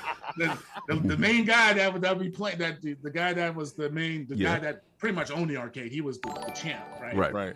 He came in and he gave me some, shook my hand. It was like, great game the other day. He's like, oh, wow. Right now. I was like, we can play, but I was like, you know, he was like, oh, no. I'm going to play something else. But he came in and shook my hand. He just knocked the confidence out of him. Yeah. But man, and he's like, no, I'm not losing to you because in our tradition, I have to give you my arcade. He was the man though. I'm not gonna lie. He was the man. He beat everybody in there, but you know, he came back and I was just like, you know, I felt so happy. He was like, you come in and practice. I was like, yes, I come in and practice. You know what probably was too? He respected you for learning his game. So yeah. He looked at you come in. He's probably looking at you as a young Padawan. Like you coming in every day after you got your butt whipped. He saw you lose. He's like, I wonder if this American will be back. And then you came back in the next day. You was studying. He was like, I think I have a champion here. It's so cool, man. It's so. He would serve all the other dudes up from the Navy. Come in there, they'd be thinking, "Oh, I'm a big bad dude." They were getting worked. I was just like, "You guys are just losing your money." I was like, "You guys are getting worked." I was like, You gotta take your time. And they were like, "Did you beat?" I was like, "Yeah." They're like, "You do it." I was like, "No, you guys go ahead. You go ahead. Nah, salute to you, man. I put my work in. I missed that era, and I'm glad you brought that up because it's a long lost era, and it's a shame. Like sometimes I feel like this generation never experienced that true competitive mano a mano. It's different because don't get me wrong, no respect to the esport community. I respect them. You know what I'm saying? But it's like the arcade, the pressure. You know what I'm saying? And being physically next to someone. And I know now, you know, obviously pre-pandemic, they were starting to bring that back, and that's what the esports is growing back. But it's different, man. And I miss that energy. And to see you do that, you know, over Japan, the height of it during the popularity is really amazing, brother. So I'm glad you shared that arcade story. Absolutely awesome. In that whole story, the raging war of Xbox was going on. Yes, continue, which we got to get back on point. Yes. He didn't get a chance to get there. Yeah, he did not get a chance. Yes. We went left. Thank you, King. PlayStation and Xbox, Yeah, I think when I moved back I came back to the States when Xbox came out, and I was in San Diego, but I had the PlayStation 3. Oh, okay. I was already a PlayStation dude, and your money was right because that was like $700. Right. And I was, playing in Japan. Everybody had PlayStations. Right. Everybody had PlayStations. PlayStation 3 came out in Japan like about a year or so or something like that before it came out in the States. It was a long time. Yes, that 1 year. Yep, correct. So the question is, did you buy your PlayStation there or did you buy your PlayStation when you came here? I bought my PlayStation when I came here, but everybody on the ship, they bought their PlayStation. So I didn't have to buy one. Nice.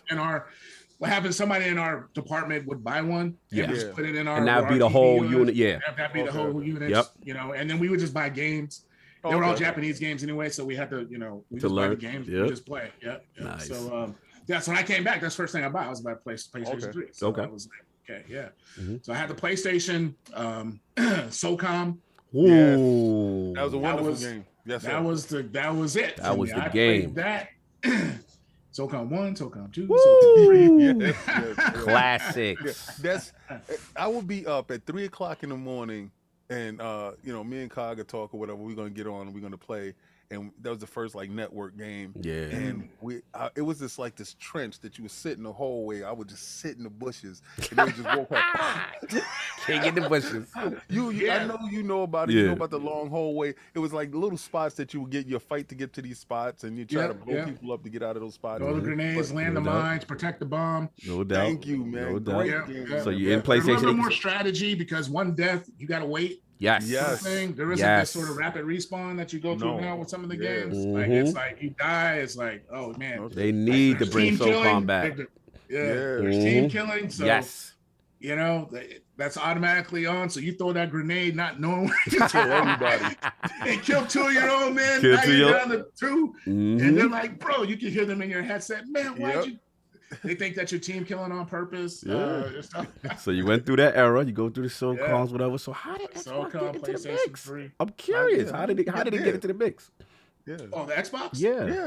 Yeah. So as I'm playing PlayStation, all my friends here in Seattle, because this is where I grew up at and I lived, and I moved to Alaska, and then that's where I joined the military from, and that's where I graduated high school from. Gotcha. You went up to Alaska?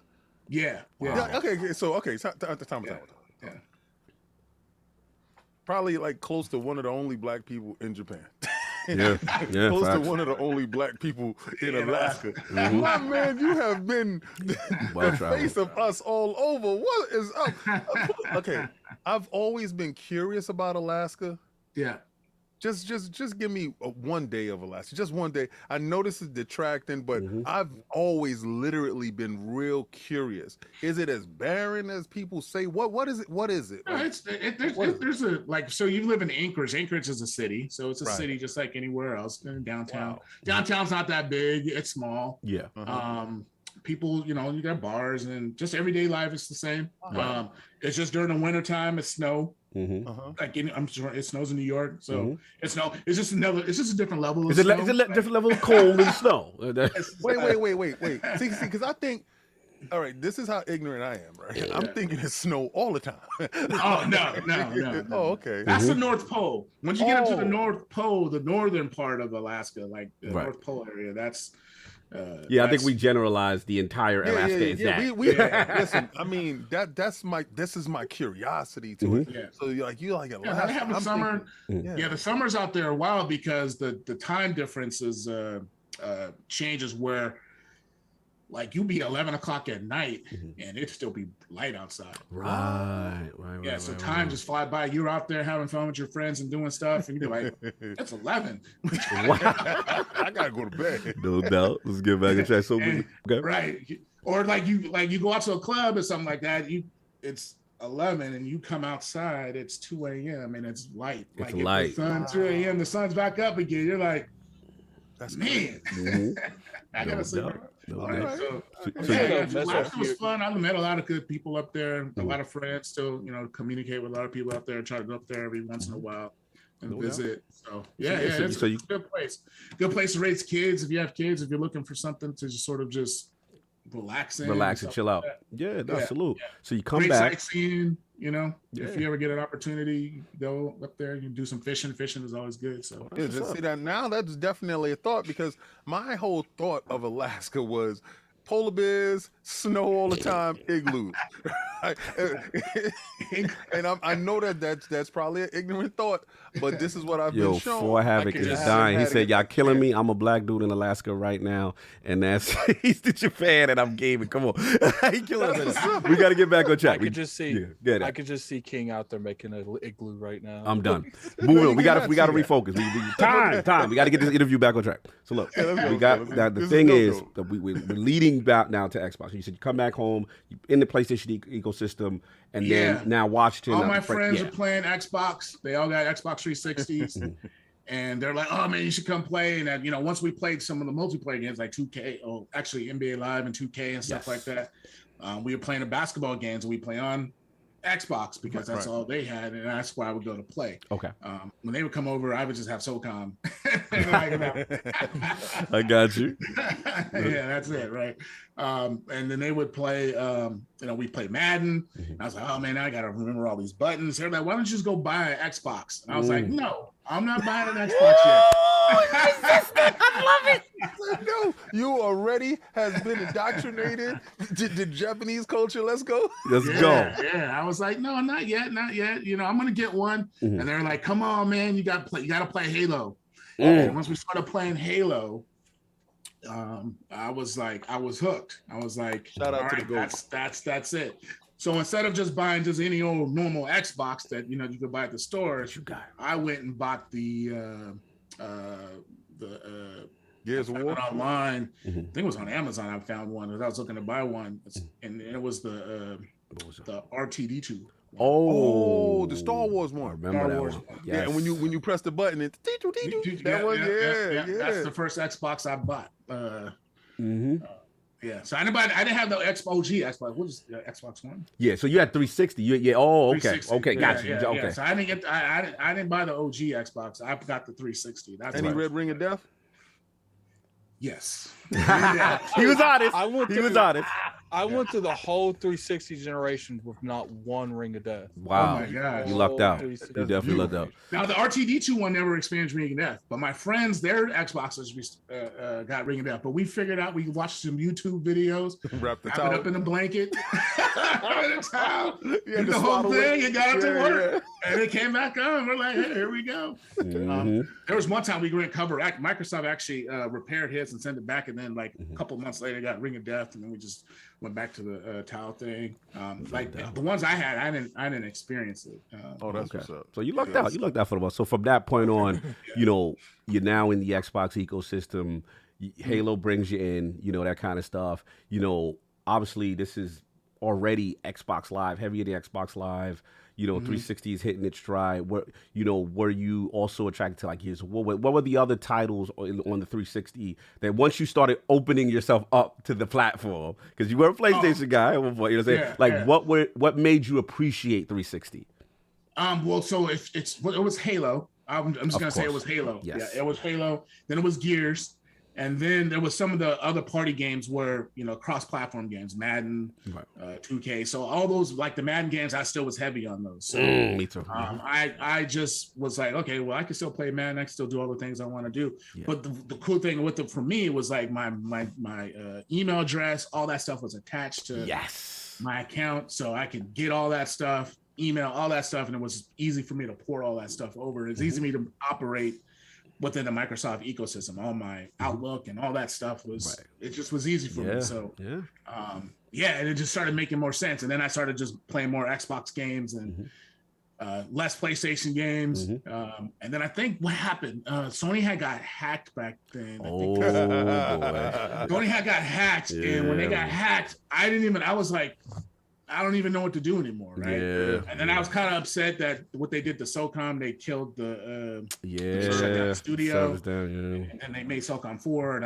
that wasn't great. And I just was like, you know what, all my friends are already playing Xbox, so I'm just gonna move over there. I like the games anyway, so it was easy for me to easier transition. No doubt, man. Look, tremendous gamer history. You know, we could go on and on with you. This is insane history. You have to bring him back because there's more questions I really would ask, but it's like this would be a 5-hour interview and I can't do that. So what we gotta do is I gotta transition now to the actual journey, right? So you know, you're doing this, you oversee Navy guy, IT guy, retail, you're all over. You got like a very, you know, cool history. It's very eclectic. But like now, what was this journey now to Microsoft? Like to now lead you in that direction and then ultimately become the senior program manager for cloud streaming? So working at like I worked as an IT manager for a company for like 5 years, and my dream was always to work at Microsoft. Back when I was in the Navy, I was telling people, I was like, I'm going to be working for Microsoft. As we're loading Windows NT 4.0. Windows 2000 on our servers and Exchange 5.5. For anybody that knows anything I know what you're talking about. It's IT talk right now. Let's go. Microsoft Exchange servers and all that stuff. So as I'm working back then, I'm like, you know, I'm going to work for this company. I'm like, they're based in Seattle. It's my hometown. I got it. That's just like, I got to do it. So, you know, in the Navy, I took a bunch of certification courses, get the certification. I got my bachelor's degree. So when I came back, I just didn't know where I was sort of like where I was at and then what it actually took to work at Microsoft. Because I just was, maybe it was a lot of you know, I didn't have the self-confidence because I thought, you know, you needed to be sort of some Yale or Harvard graduate. Big school. That's real. That's real. Brown University, the Wharton Business School and all that stuff. So, you know, you see all the people you see on TV and all the stuff like that. You just see people from those schools, right? So it was intimidating, right? So I never really applied. And I was just like, I'll just stick in my lane and do all the stuff that I know how to do. But then I was like, got to a point, they were like, you know, I talked to a few people that I met just like at a bar. They're like, oh yeah, you should definitely try to apply. Just random people that you'd be out. So everybody either works at Microsoft and Amazon or whatever. And then I was like, okay, I'll get over this sort of self-doubt thing. So before that, I went and got my master's. To boost my resume up. Nice. So I took 2 years to do that. All my Saturdays were gone for 2 years. It's a sacrifice, brother. So it's a sacrifice. So I did that. I think did I take any more certifications? I don't think I took any more certifications. So I actually went through the interview process, a couple of roles, got a hire, but then there were some issues that went on. Like they had to pause hiring. So I had to wait like another year and a half. So frustrating. And then I finally got in. I finally got in, and it was like, I was like, yes, I'm here. But I was like, this ain't it. Why wasn't it though? You in the building. What happened? I'm in the building, but this ain't it. I was like, I gotta work in gaming. I gotta get over the Xbox. I gotta get there. So that was my that was the thing that I really, really wanted to do. And I talked with, people within the gaming teams to try to understand sort of like the different jobs and stuff like that. I even talked with Phil. Nice. Phil was like, you should come over. Him saying you should come over is different, right? It definitely hit different. Yeah, if I can do that, I would. Shout out to the Dominus Maximus, really. When Phil Dominus said, you should come over. It definitely hit different. Basically, you should find a job in here, right? Go through the process, and it was good to hear that, and stuff like that. So I did what I had to do. Found a role, talked with a lot of people, got to know people, networked. Nice. Went and took a program manager course at the UW, just to, because as you're a program manager, there's certain things you got to unlock, because that's different from just being like an IT manager or someone that's being support. Your thought process is different. You think about things in a different way, because you want to fix things quickly in support. Like if somebody gets an issue, bam, bam, bam, bam, bam. Yep. But as a program manager, you take that as feedback and you think about the bigger picture of trying to fix a larger issue, problem. Conceptualize, long-term thinking, bigger picture. Yeah, good stuff. The vision, and then deploy a strategy that not just fixes that, but improves stuff across the board. Right. So as I'm working through that, I got on with xCloud and went through that process, and I was excited, because I was like, this is the next generation of gaming for us. Something brand new. We're still in beta right now, so it's just like, there was a startup mentality working on here, but now we're turning it into a product, and it's something that I'm very excited about, and the things that we're doing in xCloud. Oh, yeah. It's just good amazing. transition, brother. Good transition. Now I've got to ask you a couple questions in that respect, because hearing the story is amazing, and then obviously what you guys have pioneered in this space is truly amazing. And I want to start first with the challenges, because what was maybe some of the initial challenges when you joined the team from a cloud streaming standpoint, or maybe just particularly during your tenure when you joined the team, that you guys faced, you know what I'm saying? So like any particular thing. I know initially, I remember, you guys were on iOS, at one point. It was just Android only. There was a lot of things going on. So, like, tell us some of the initial challenges you remember facing. Well, I mean, it's stuff that's well publicized, is that the fact that we were not able to build an app on iOS, right? Right.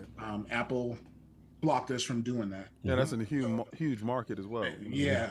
There's there's a lot that goes on between that. I can't discuss we know. it, we can get you jumping, brother. Right. So we had to figure out another way to do it, and that's just using the browser, iOS, or if you have Edge browser on your iOS phone, the Safari browser, so you can go to, and you can still play xCloud that way, right? Yes. So there's no restrictions on that sort of thing for us. But Android, we're able to build an app. You can still play with your Edge browsers, your Chrome browser, all the browsers pretty much you can play. So you was there at that point when you found out that you can go through a browser. What was that like? That moment that, yo, I got it. Yeah. Because this is pre-pandemic.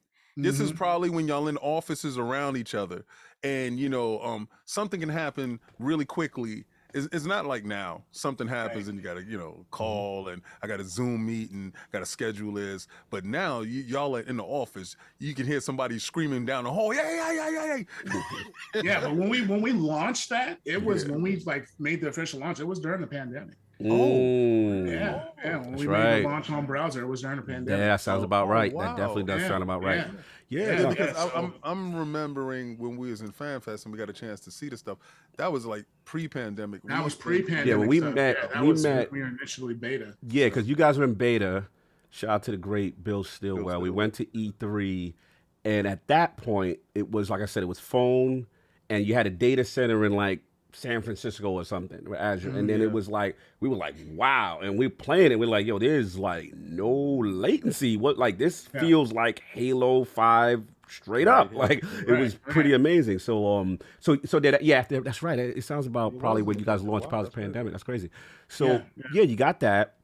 Another thing too, I noticed that I want to give the team a lot of credit for is how basically what I feel you've done, which doesn't get enough credit, is how you've leveraged next generation tech on legacy devices.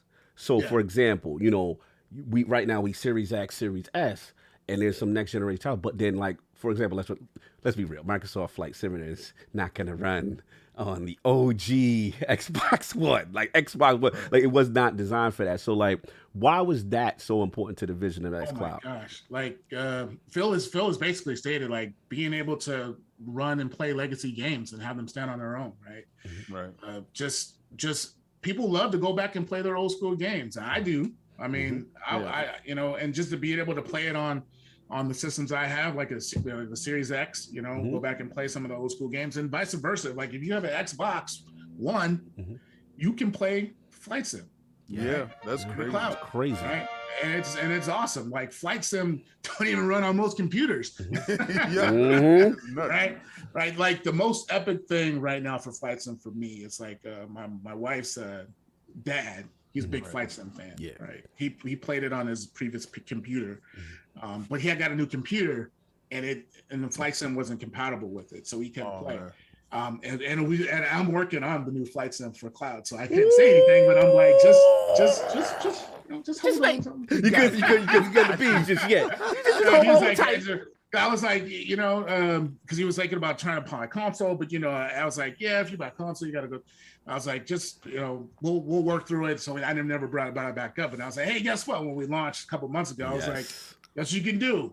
And he was like, plug the controller in, got him to play Flight Sim on. I got a picture of it too. I haven't posted it online yet, but I was going to do that. But yeah, he's super happy that he's able to play Flight Sim and things like that on his PC. You hear that, people? There's actually people that actually really love Flight Sim. They act like it's not a real game. We'll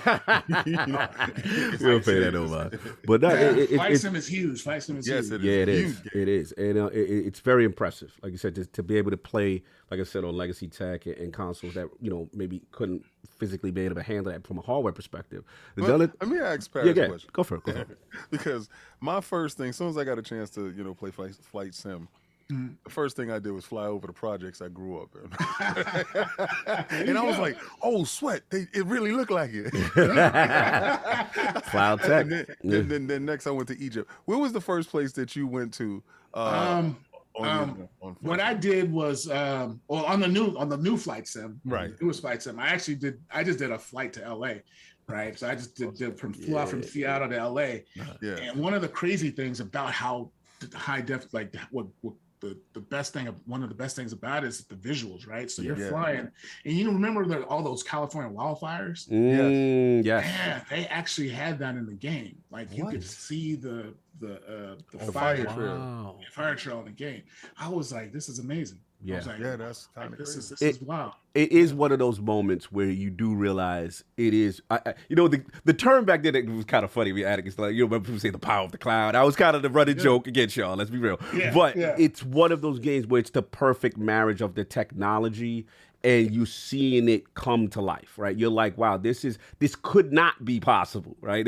Without that type of tech in place, and it's pretty impressive. So to even hear you say that, I didn't even realize that, from that standpoint with the map system and real time weather effects and things transitioning. It's just extremely impressive. So I'm glad you mentioned that. What I did want to talk about was, again, so you talk about that, you talk about the launch, you get that out, you're coming out on phones, you're doing that.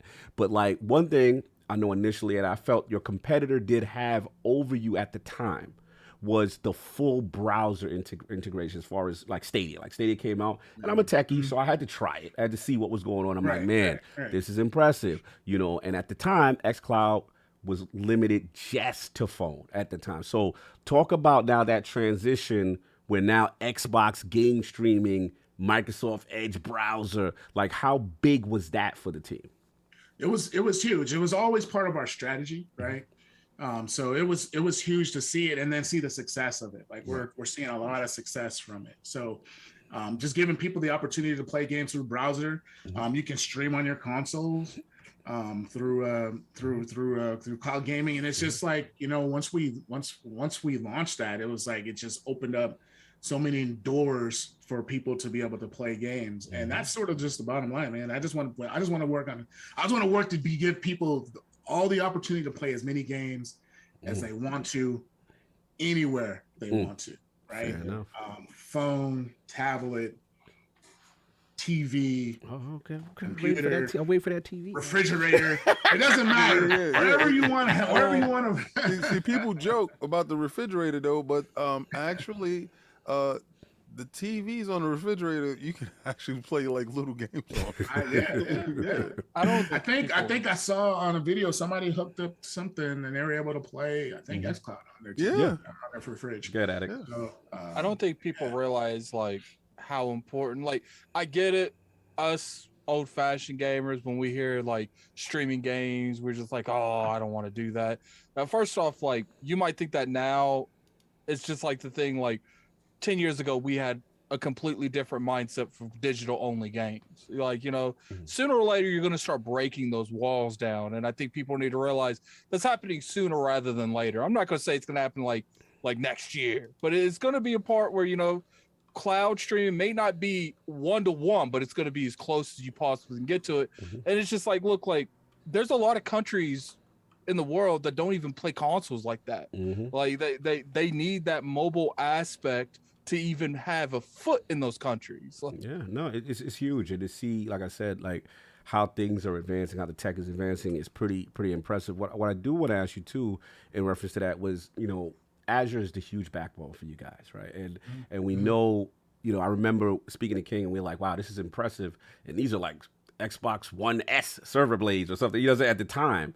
And then now we hear the jump, Xbox Series. I know me personally that uses xCloud a lot. Like I'm a person that I get excited, like, oh, the doctor's office, how long is the wait? Oh, okay, cool, drive it. Oh, no problem. You bust out the Kishi and I'm ready to go. So I love it. You know what I'm saying? I get excited for the way. So my question is like, was the Series X server blade upgrade, was that necessary also to facilitate more things like that as far as like performance? And then you guys are also doing almost, you were playing the game, you could play the game natively like before you download the whole install. Like was the Series X, was that part of it, getting those server blades to get more functionality?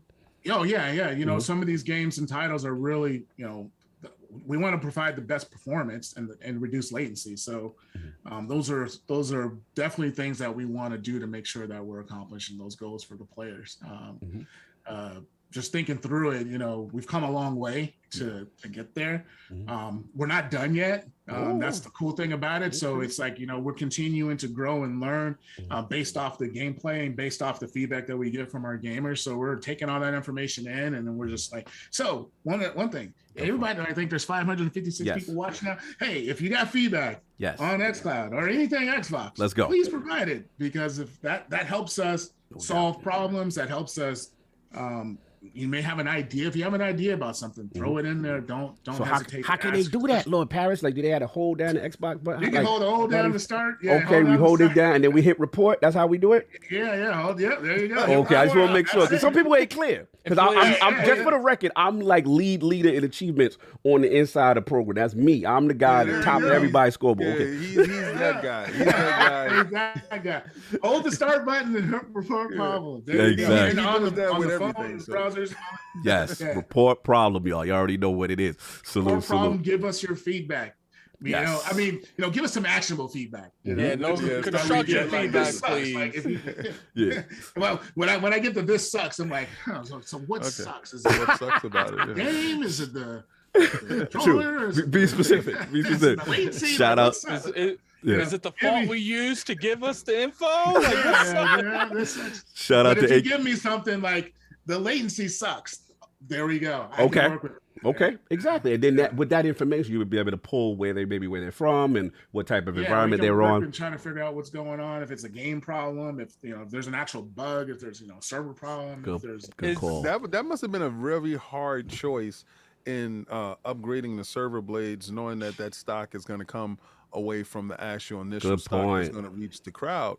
And in order to to take that initial hit, that initial bump, but the benefits down the line is going to benefit everybody as a whole. That takes a lot of foresight and fortitude to stay tall in that position, and it's starting to show benefits now, because you might be close. I don't know. to finishing up all the server blades, and some stock is actually being available in stores now where I get people hitting me up daily. Yo, they're in the store, man. I seen one in the store. They're in the stores now. They're out there right now. No doubt. Yeah, you can get them. They're the Series X's are out there right now. So no doubt. I got two. Check your local retailers for sure. Check them out. Got a few more questions, and we wrap up with this section. Definitely want to talk about Steam Deck. It's kind of like the hottest thing right now. Shout out to Gabe. Play xCloud on Steam Deck. Yeah. That was about to transition perfectly, bro. I hear your throat, so I hear you got a throat problem. So I'm gonna speak for you. So,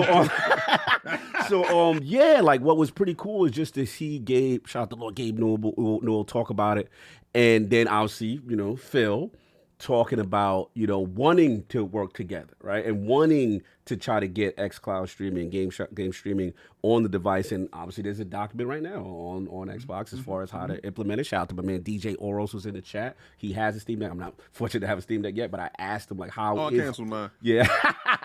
Fair enough. Shout out to you for canceling, but I saw what was going on. I was just like, I'll chill for a second. I'll wait until Microsoft actually is, integrated inside the situation. Well, they definitely have an integration piece now, right? From on an infancy stage. And he was telling me he's like, Kyle, no, once you set this thing up, he was like, it is really impressive. So I just wanted to know, as far as having Edge on it, just your thoughts there briefly. And, I guess my question to you is the work still ongoing? Is it, or is something, we could kind of just take for what it is now? I would just say that we're always looking to partner with, folks out there that are delivering great things in gaming. We do want to continue. We want to be able to give people the ability to play the games they want to play anywhere they want to play. And if there's a browser, we want to be able to enable you for that. So, because you can use Safari, you can use Edge, you can use Chrome. That is true. All the main browsers out there you can use and sign in and get in to play games. I mean, you could see MLB The Show 22. Woo! Funny thing is, when you launch that, you see Sony Interactive. So you know what? I love him. Here we go. See, that was a little messy. Here we go. Petty like my. See, I didn't bring it up today. You just opened empowered Paris. You just empowered this man. No. We it ain't gonna go far. It's just gonna stay right here. Yeah. I did download it. Yeah. I'm gonna get a chance to play some baseball. But I do appreciate somebody else appreciating what I appreciate when I press go. Yeah, loving that Sony PlayStation Game Studios. Thank you. I appreciate it. Yes. I mean, hey, listen.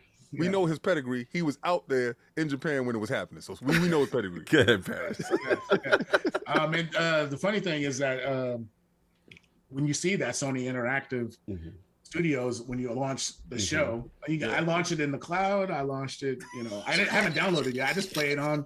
I play it in xCloud, right? Right. Yo, hey Paris, you did that on day one, right? I did that on day one. Say no money down. Oh my God.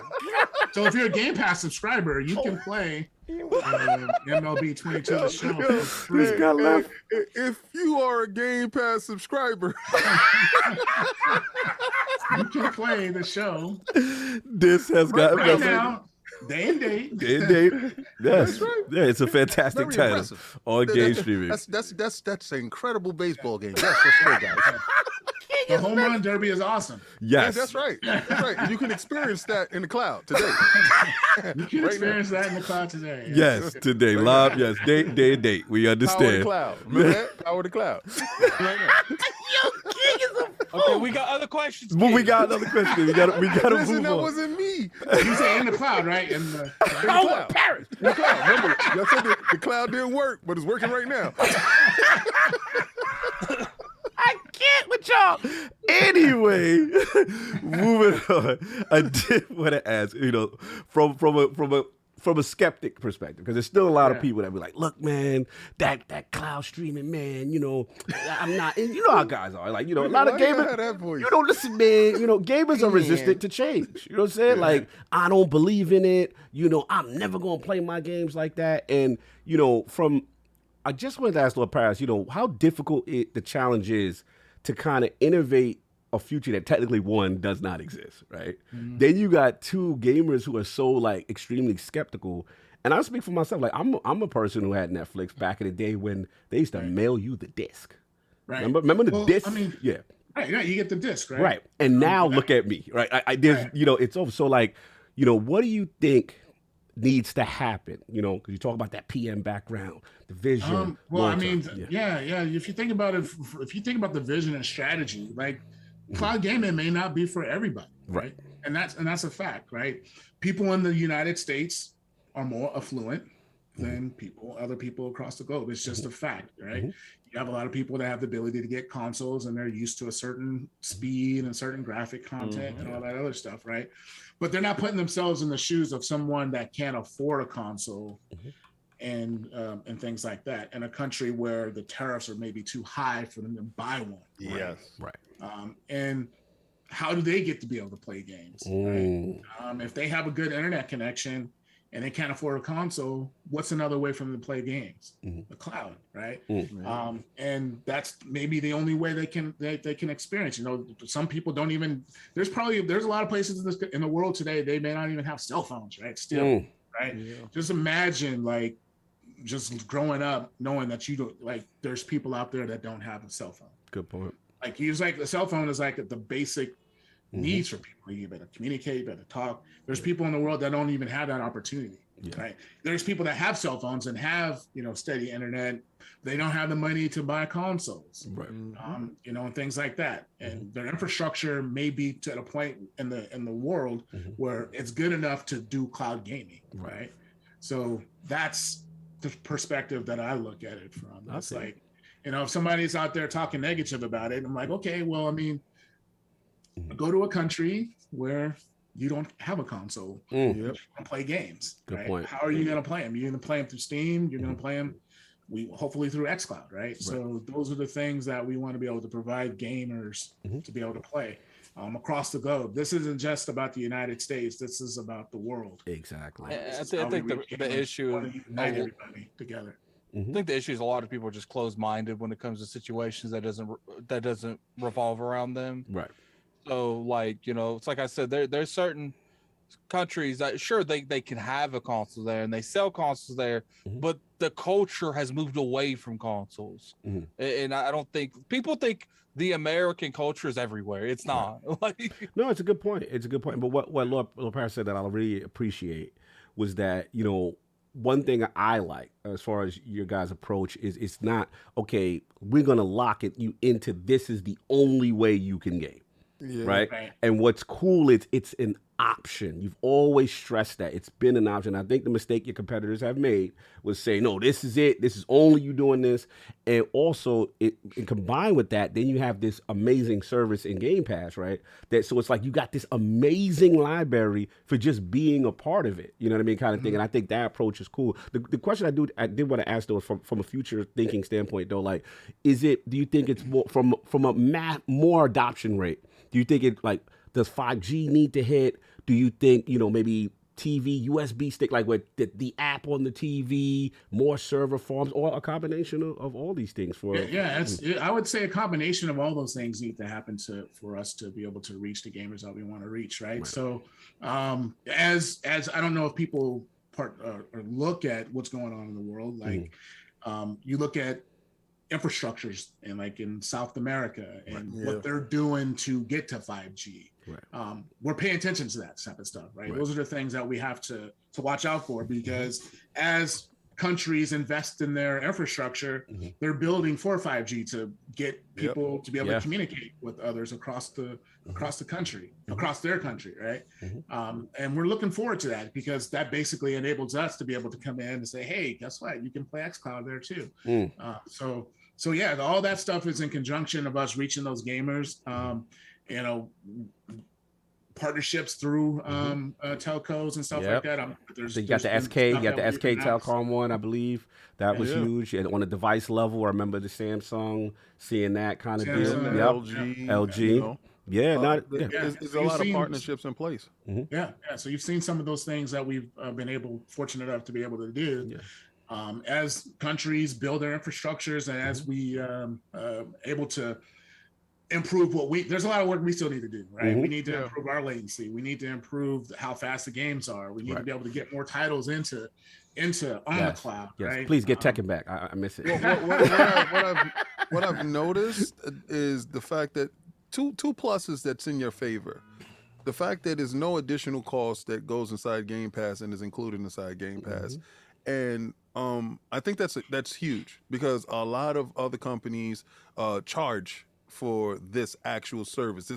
Some companies' actual whole model is revolved around this service that is actually inside Game Pass, which it's a boon and is a plus. Right. The second thing that I noticed is the fact that you can launch the game before the download, and if you actually like the game while you're playing it, you can download it in the background to start playing it natively on a console.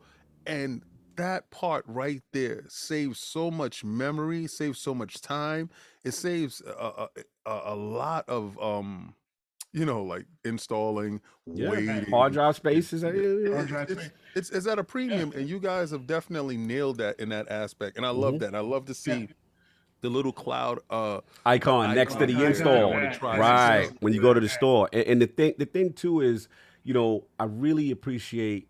And I gotta be honest, like it's rare to see how willing you guys are able to work with other game companies, right? Like we said, we talked about the Steam Deck, and then I got to quote great Phil, Dominus. Dominus Maximus Aurelius Spencer, correct? Let me say it right before King get it. If he's watching this, he would appreciate it. Oh, no doubt. He knows I have affection. Yeah, of course. It's love. It's always love. But one thing he said that I always appreciate was kind of like, the famous statement, King, which is like, places where Game Pass exists, right? Well, if you're willing, they are willing to work. So we got some Nintendo Switches out there and some other devices. I'm just saying, I mean, Lord Locky, I'm just saying, where Game Pass exists, if they're willing to exist, then you'd be willing to bring your cloud streaming there. So provide us that feedback, and we will. No doubt, you know what I'm saying. And speaking of a film question, okay.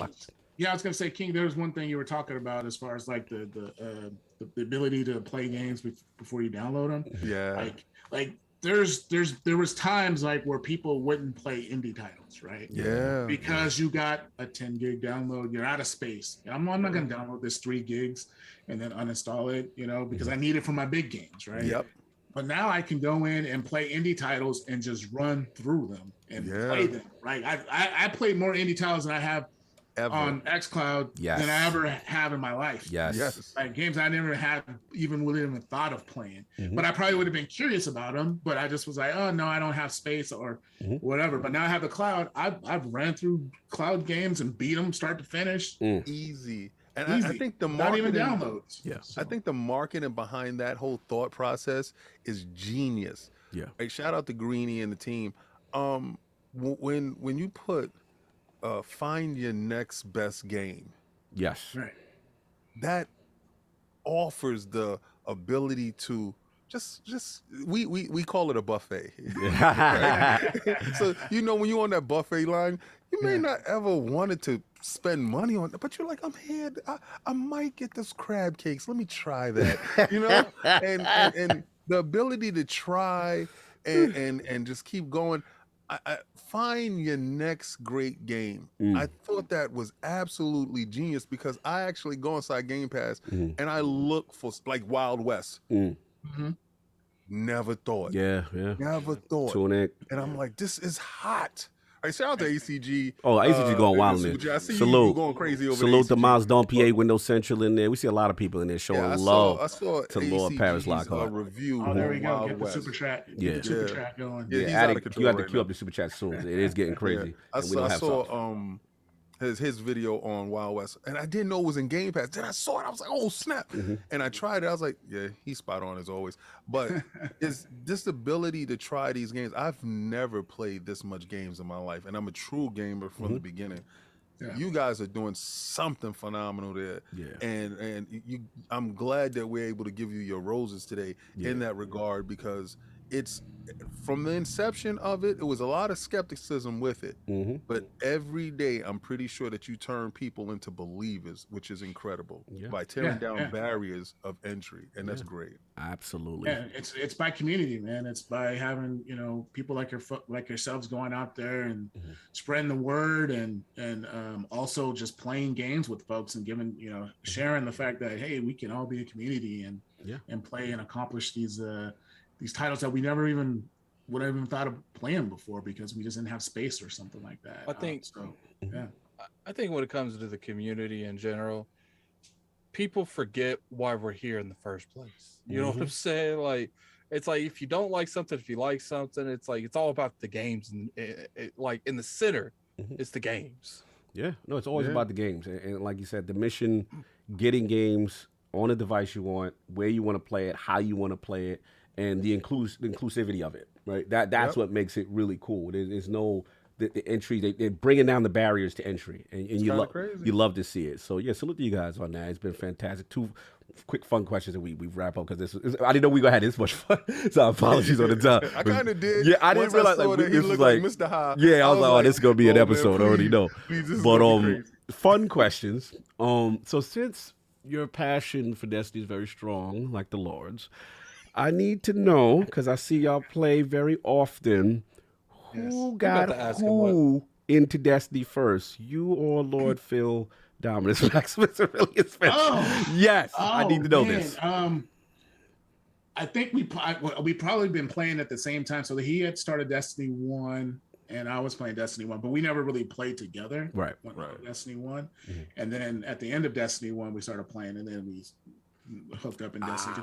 I was, before I even joined Xbox, what I was doing, so I used to run our internal meetings, like teams and stuff like that? Teams, yeah. And, I own like all our conference room spaces, so like over 20,000 conference rooms and stuff like that. And I remember being in a boardroom and I was just setting up, making sure everything was good to go for this big meeting, and Phil was in there. He was like, yeah, you should come play with me. And I was like, man, stop playing with me. He said, you just talking. Yeah, Phil, all right. I was like, what's your gamer tag? I was just playing around. What's your gamer tag? He's like, I was just messing around. He was like, I know your gamer tag. Yeah. And I was like, yeah. I was like, all right, okay. So I just hooked up with them, and then we started playing, and then it just sort of just carried on, and we play like all the time on Destiny. Oh, that's dope. That's we've been playing Elden Ring together too. We've been doing the teamwork on Elden Ring. So nice. Yeah. That's why I was asking, because we got invaded. Only thing about Elden Ring about that is like if you get invaded and the main person dies, everybody goes back to their home. Shout out to that sister. So we got to protect the football. That's literally what it is. The moment people invade, I will literally tell King of like, stun, go hide. He told me, go hide. Go run. No, salute. They have a barrier though. They put a barrier up. You can't run too far now. No, well, you can't. But see, I got these little things that I do. So Addict says, and we notice, because at first I really didn't understand. I'm like, you've been invaded. Then I see the red dude, and I said, "Oh!" Salute, man. First when I got invaded, I thought the red dude was the bloodstain that I clicked. I was like, why is it attacking me? That is hilarious. You said, but he's coming after me, though. No, salute to you. Right next to this bloodstain. Like I said, Paris, you need help on that. On that Destiny, you got to rock with the Lords. You got to rock with the Lords. We got to get you through a raid. You got to get it through the raid. Now, salute to you. And I love the fact that you guys are actual gamers. You play the games. We see you guys rocking. So cool. Final, because I swear, because it's so much fun. I got to highlight, though, last thing, your love for Marvel. And the cinematic universe. And you kind of come from our era, which is like the era of the G.I. Joes, the Transformers outside, the Marvel comic books. You go to the store, you buy the book, You and King kind of come from that. So my question, like, you literally run one of the most enormous Facebook groups, excuse me, I gotta speak the whole thing, but over there, and it was called the Marvel Cinematic Universe, right? Yeah, Marvel Cinematic Universe private Facebook group. We're the largest on Facebook for group wise, right? We're not just a page where people just don't like. We're a community of folks that talk about all things Marvel, movies, games, toys. Put the link in there. Figurines, all sorts of things. Everything you can think about Marvel, we talk about. Yeah, there you go, King. There you go. Yeah. I'm putting the group in there. Put the group in the chat. So check that out, y'all. It's amazing.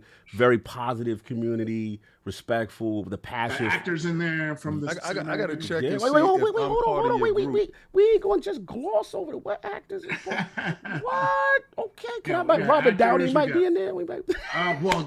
I've been working on that. If I get him in there, it changes the dynamic. Oh, y'all better get in the group, y'all. Clark Gregg is in there, so you can look Clark Gregg up. He's in there. There's a few other actors in there, some producers, some people from the back end of the Marvel Studios and stuff like that. So. Disney and gaming, all that stuff. So it's just a great community. That I know that Amy Pascal. Did you just gloss over Amy Pascal in there?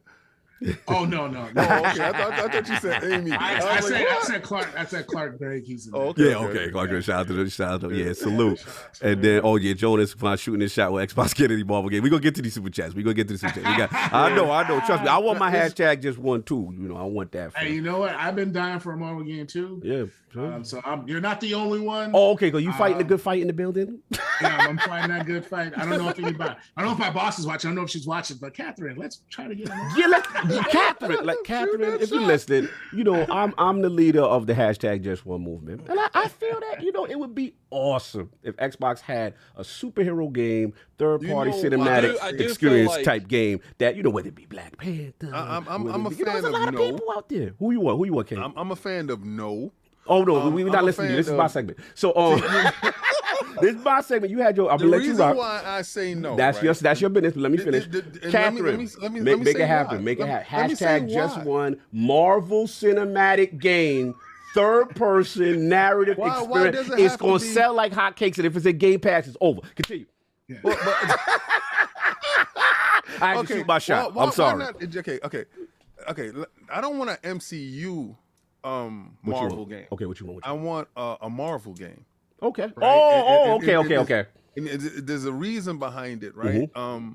I want a authentic comic book game. Okay. Opposed to a MCU game. There's two distinct differences when it comes to that. I understand what you're saying. Because one is the Ultimate Universe / the 616 universe merged in to give you something that's palatable for the viewer. Me personally, I just want the organicness of it. So if you're gonna give me a Ghost Rider game, I want a Johnny Blaze Ghost Rider game or Danny I would like a Blade game. Ooh, Blade, there we go. I have the whole story for a Blade game. Just think about it. A Blade game, third party, evolving world. So Phil, get him a budget in the studio right now. Let's go. During the day, you're playing during the night. So in the daytime, you're fighting the humans that are protecting the vampires. Right. At nighttime, you're fighting the vampires. You got to go into different hideouts. Then you got to be able to get the serum to make sure you ain't turning into a vampire. I got something else, man. Something else. What you got? You sprinkle the Nemesis engine in there, and the vampires have archlords and stuff. Okay, Nemesis system. He's been trying to get the Nemesis engine and everything. Yeah, I love it though. It's good. Because it's only like 2 games, and it's a great engine. This is the biggest thing. The biggest thing. Whose face is on it? Is it Wesley Snipes' face? Or is it Mahershala? Yeah, is it Mahershala Ali or Sticky? It's gotta be this. Sticky Fingers did play a good Blade. Yeah. But, what about Mahershala? My man Ali. Well, he didn't get a chance to do it yet, so we not even going to include him. He got to get his movie out the door first. Okay, fair enough. I think if it's done now, it's got to be Wesley. But if it's done in the future, it has to be the other. Yeah, Mahershala. What you think, Pat? What you think? I'm thinking Mahershala Ali. Yeah. And I know that Wesley Snipes, he's the one who did a lot of good OG stuff, right? OG. But if you were just to say, hey, we're gonna take a computer animated version of it and then throw it on a cover, then I would say just mix it between both of them. Gotcha. Or they have different skins. Sell the DLC. Different skins. There you go. I get the Sticky Fingers DLC. There you go. Nah, salute to you, man. We love the passion for Marvel. This is dope. Can't wait to see what you guys do there. And again, love what you're doing on the cloud streaming side and how the tech improves. Keep doing what you're doing, brother. The final thing that we ask every guest, we got to put it. I need Lord Lockie's top 5 video games or franchises of all time. Ooh, all time. Well, they don't have to be in order either. Not to be in order, okay. Yep. Well, I'm gonna say Destiny because I've been rocking. Listen, man. Right? You hear that flame? Then I would have to say definitely Halo. Yes. Okay. It was on that list. That's one got you in. That's 2 Bungie's titles. Two Bungie. No, you good. You doing good. You doing good. Well, actually, not really. 343 is down in there. 343. Yeah, true. 343. Yeah. Right. Home team. Whole team. Talk about who created it. Yeah. Who created it. So we got no doubt. What else we got? 343 is holding the stick. And Holding the torch. That's right. We out here. We outside. Let me go with What we got? SOCOM because I was addicted to SOCOM 1, 2, and 3. Yes. That was great for me. SOCOM 2 was crazy. Yeah. Oh my gosh. It was Yeah, part 2 was nuts. Yes. Yeah. We went on 4. Yeah, we on number 3. Yes. That's 3. We need number 4 now. Madden because I just been playing. I had played Madden. Respect. Madden forever. Yes. My last Madden was the truck stick. I like to hit it with the boom truck stick. Chuck stick. 97 all the way to 2000. I think I stopped playing Madden 19 was I think the last one. But I probably need to jump back in. It just started getting to my game back. Well, it's in Game Pass. You can do it anytime you like. There it is. No. And man, is it 2K or if it's NBA Live? Man. Double dribble. Just double dribble for the safe. Double dribble for the safe. Man, NBA Live. That was NBA Live was the OG. Sega. It's an OG PlayStation. Yeah. I mean, 2K took it to the next level though. 2K took it to the next level. And we never mentioned Dreamcast, which was crazy on this show. But anyway, we could do. Nah, he wasn't there. He wasn't part of that, but it's cool. That wasn't part of my. He was in the arcades. He was out there. People up. Yeah, I was in the arcades then. You guys had the benefits to get the consoles. Fair enough. You was out there playing them. Yeah. So what's that last one? This list can always evolve and change later when you come back. The list can always evolve and change. I would just say half live, half 2K. Okay. Basketball doesn't have to be there. No doubt. I'll put double dribble. No doubt. Double dribble. Yeah. No doubt. Double dribble started it all. Oh, no doubt. Then there was NBA Live 95. Oh, that's arguably the GOAT. Yeah. That's probably the GOAT. You can play on the Charles Spreewell. You can Woo! play with. Remember that? Yeah, remember that? You was in the gym with the Down 5 was crazy. Down 5 was crazy. Salute to that. And then the bonus round. That one had the Nas intro, right? I think so. I can't remember. Yeah, I think that was the Nas intro.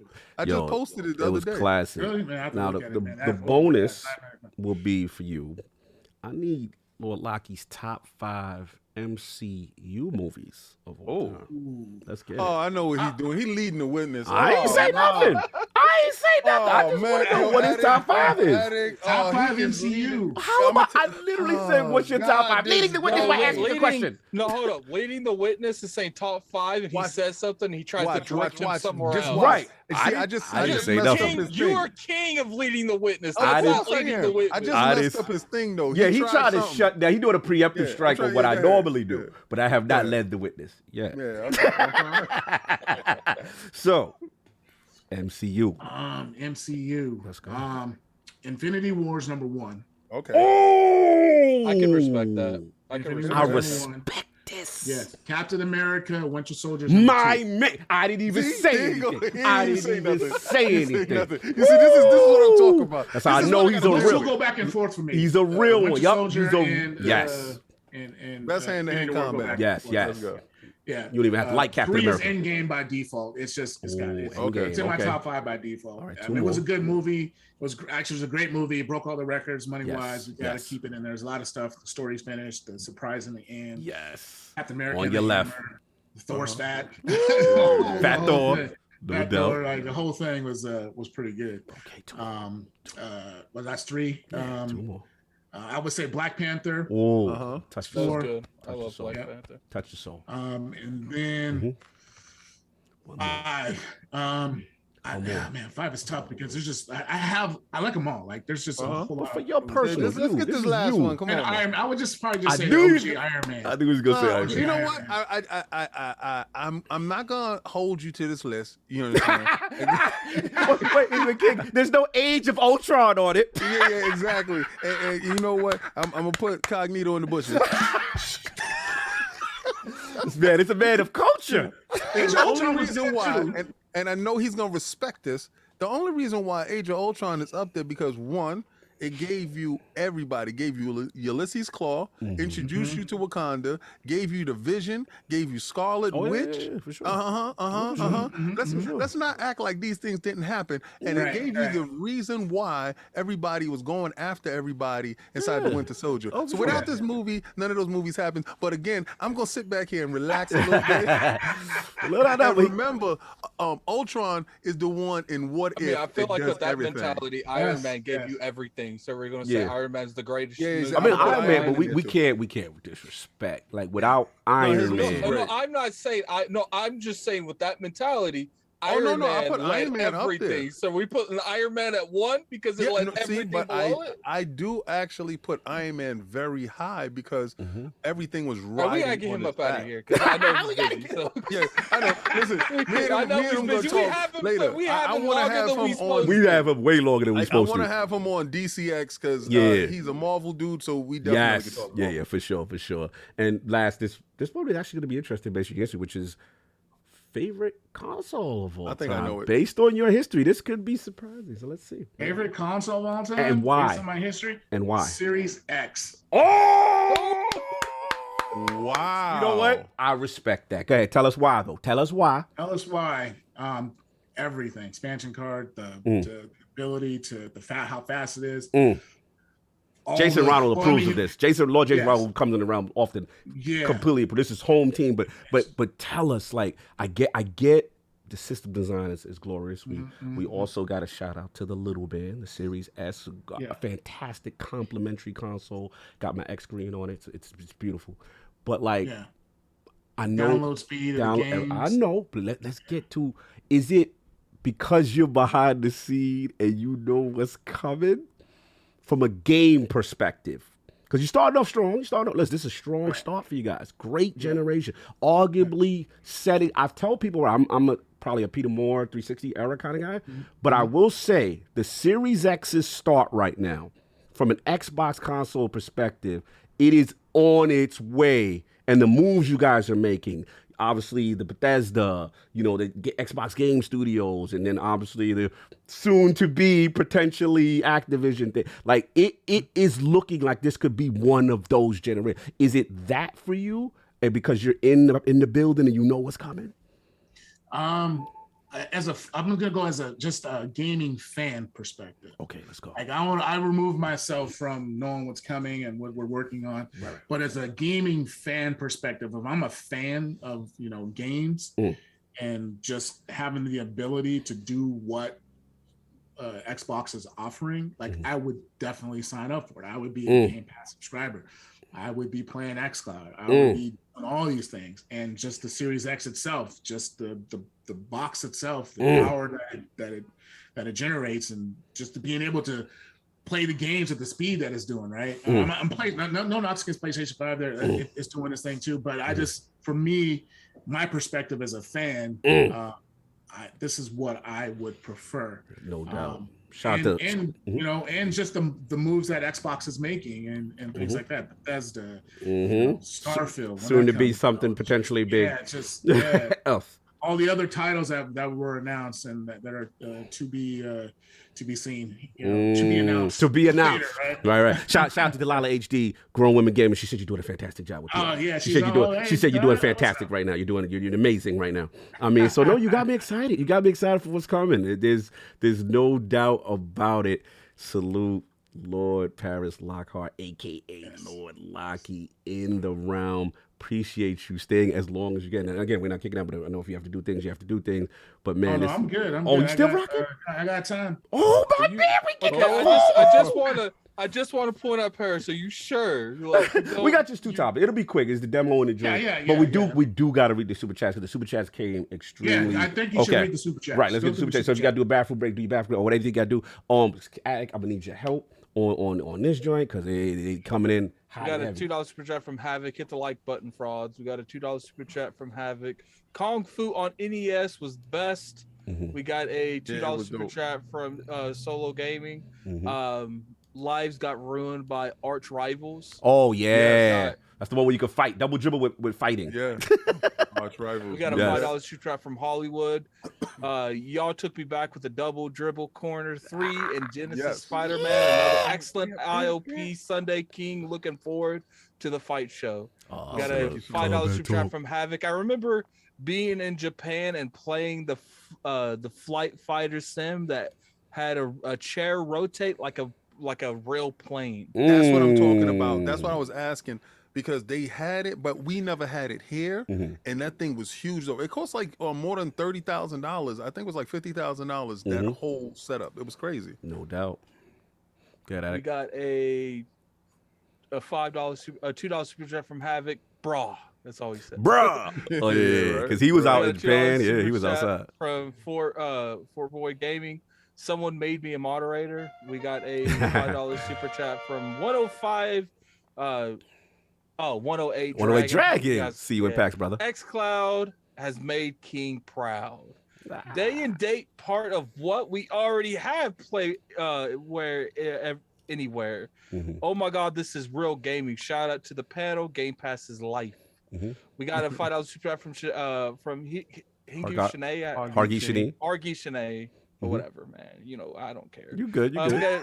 Sony, we can't put our games day and date in subscription, except is it in Game Pass, then it totally works. Okay. We got a $100 super chat from ACG. Oh my God! Addict with his arms backs looks so comfortable when I clicked on this. Keep it up, Iron Lord. Then we got another $100 super chat from ACG. Let's get this super chat train going. Then we got a $5 super chat from ZGL7. King, those 50-cent headphones are dope. I've got a pair as well. Thank you. Shout out to 50. I'm glad somebody realized who I was wearing. Salute. Then we got a Then we got a $20 super chat from Paris Lockhart.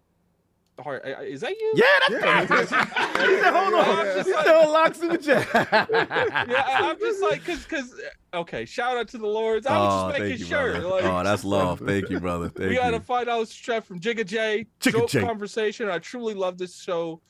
Shout out to the panel. $2 super chat from Jonas the Dad. Well, Xbox. Oh, you already had that. Xbox ever get a Marvel? Look, man, this isn't ask the dude questions he can't answer. This is my thing with the chat. Why you always want to ask people questions you know they can't answer? We got a $2 super chat from Splend. Man, stop it, y'all. We need that Spawn game, fam. Come on. Is that really what you want? Oh, damn. Think about it. We got a $5 super chat from GJ Warriors. Destiny back to Game Pass sounds like a good ideal. They're online for Game Pass and PC and cloud. Yep, I got also, him. Hey Bestie, DJ. Salute. DJ Sony, Orals. Hey Bestie. I'm pretty sure Sony has something to say about that Destiny going to Game Pass. We got a $5 super chat from Shani. Phil Dominus and said it needs to buy Warner Discovery to get the video content as well as the game studios. And now you have superhero games. No doubt. And then we got another $2 super chat from Splitty. Cog was dipping in his hand, all in my man bag. Time Cog. I don't know what's going on. Continue. I can't see his whole name. Okay. You cannot defeat my $5 super chat. I don't even know if I want to read the rest of that. Let's go. But you could keep the MCU. Give me an Xbox exclusive, The Boys Are Invincible style game next to knock these heroes down a peg or two. That would be cool. The Boys but Are I don't know if that's the one show. you want to come out the gate with. Yeah, Boys Are Invincible is a great show. Go watch it. They're great. Whole different artistic takes on stuff. What else? I'm looking. Okay.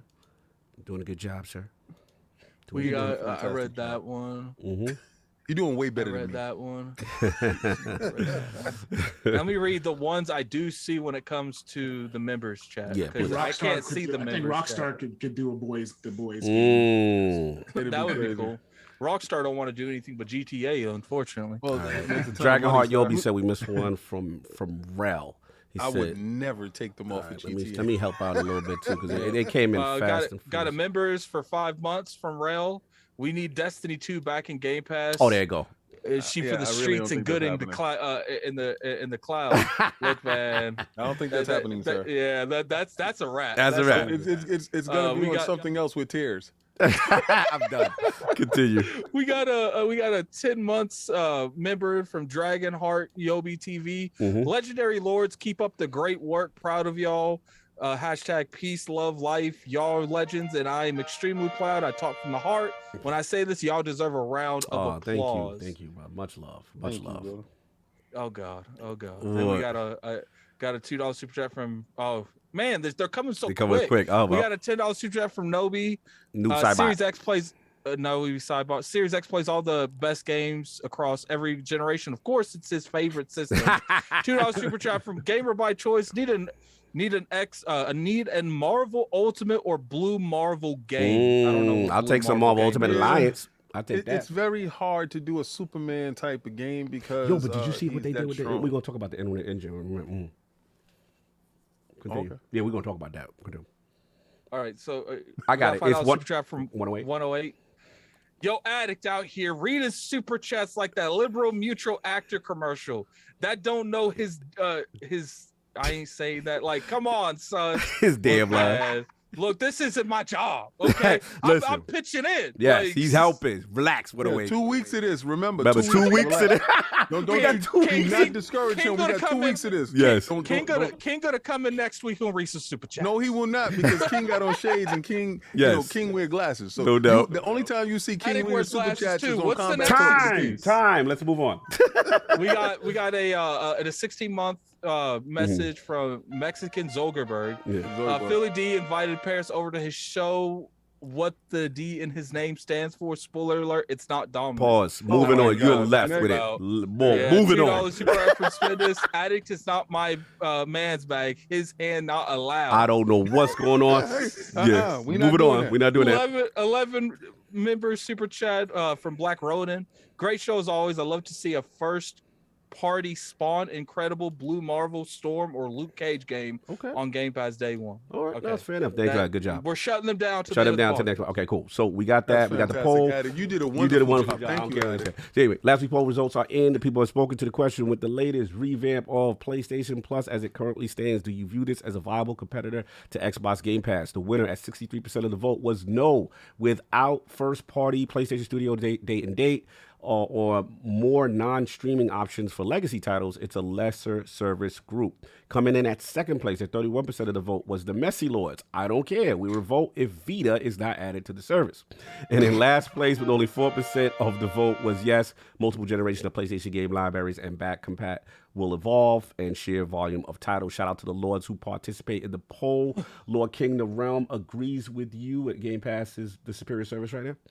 Well, I mean, it shows that I mean the Realm agrees to like the internet at this point. Like I don't think no one's debating I am on the what's internet, the so service. therefore I will answer this. He didn't ask you. Oh, you gotta make this all about you. That's all about him. You know how you do that. I just gave accolades. I just gave you big up. Now leave me alone. Continue, as I was saying before I was so rudely interrupted people. Continue. The fact that I told you guys quality can be found inside a gaming service. As to Metacritic's 12-year break that Microsoft did in becoming the publisher of the year with fantastic titles inside Game Pass.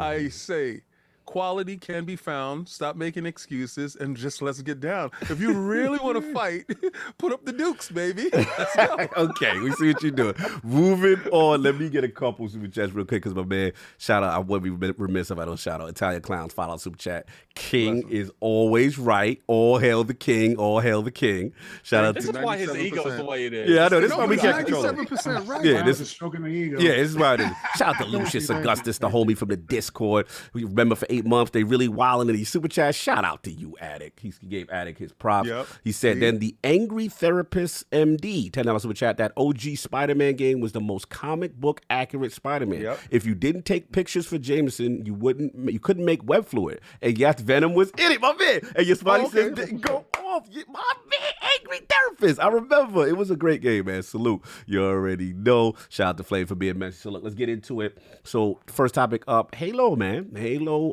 Season 2, Lone Wolves announced. We saw the trailer, what's going on. So finally some content. Looks like it will have an actual story. They showed 2 Spartans kind of with the Lone Wolves theme. We got some season maps. There'll be a new map called Catalyst and a new big team battle map named Breaker, which was also featured in the trailer. It's going to be some new modes, potentially Last Spartan Standing, an FFA elimination mode, and a new mode called Land Grab. King of the Hill is also returning and has been updated. There's been a lengthy blog post by 343, and to their credit, they chimed in on a lot of the customization and a lot of feedback that, let's be honest, a lot of people upset with the level of content coming in. So let's start with Lord Locky, Paris Lockhart.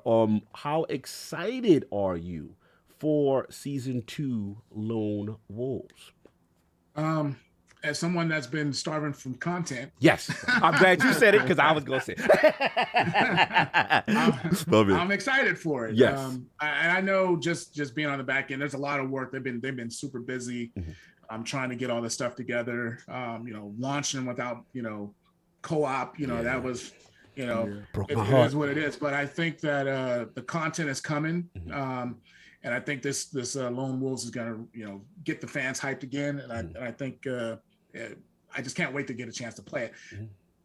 Having opportunities, being on the inside where people are like, hey, you can try things out. I didn't do any of that. I want to play when they launch. Okay. So I can experience it from as a fan would. There's titles that I do that on. So it's just, I can't wait for this. You I think have this way is gonna more be restraint than I could ever have. Yeah, that's way too much restraint, brother. Like, I need to know what's going on. I need to be, what is it, Addict? Show me your bill. Show me your build, 343. People have been tagging me all day on Addict. Where's your build? Yeah, that's the new thing. Addict made a statement. We got to get emoji. Right? Yeah. Oh, you know about it. Yeah. Show me your build. We're so excited. But no, salute to you for handling it kind of just like from a fan perspective, consuming it when the fans consume it. Yeah. So all right, fair enough. Lord Addict, man, any of this excites you, or is it too little, too late for you? You need to see more. No, it's not too little, too late. Like, look, I've always been in the mindset, like, look, you could feel a way about the lack of content. I feel a way about the lack of content. But you know what else I feel a way about the lack of content? When I got to wait 6 months for anything relevant in Destiny. When I got to wait 6 months for anything relevant in any type of game I play. Right. Like, look, I will say that maybe the game should have been delayed to at least incorporate co-op. Yeah. But it wasn't. So we're not doing like a different realm of a future. It wasn't. We got to deal with it.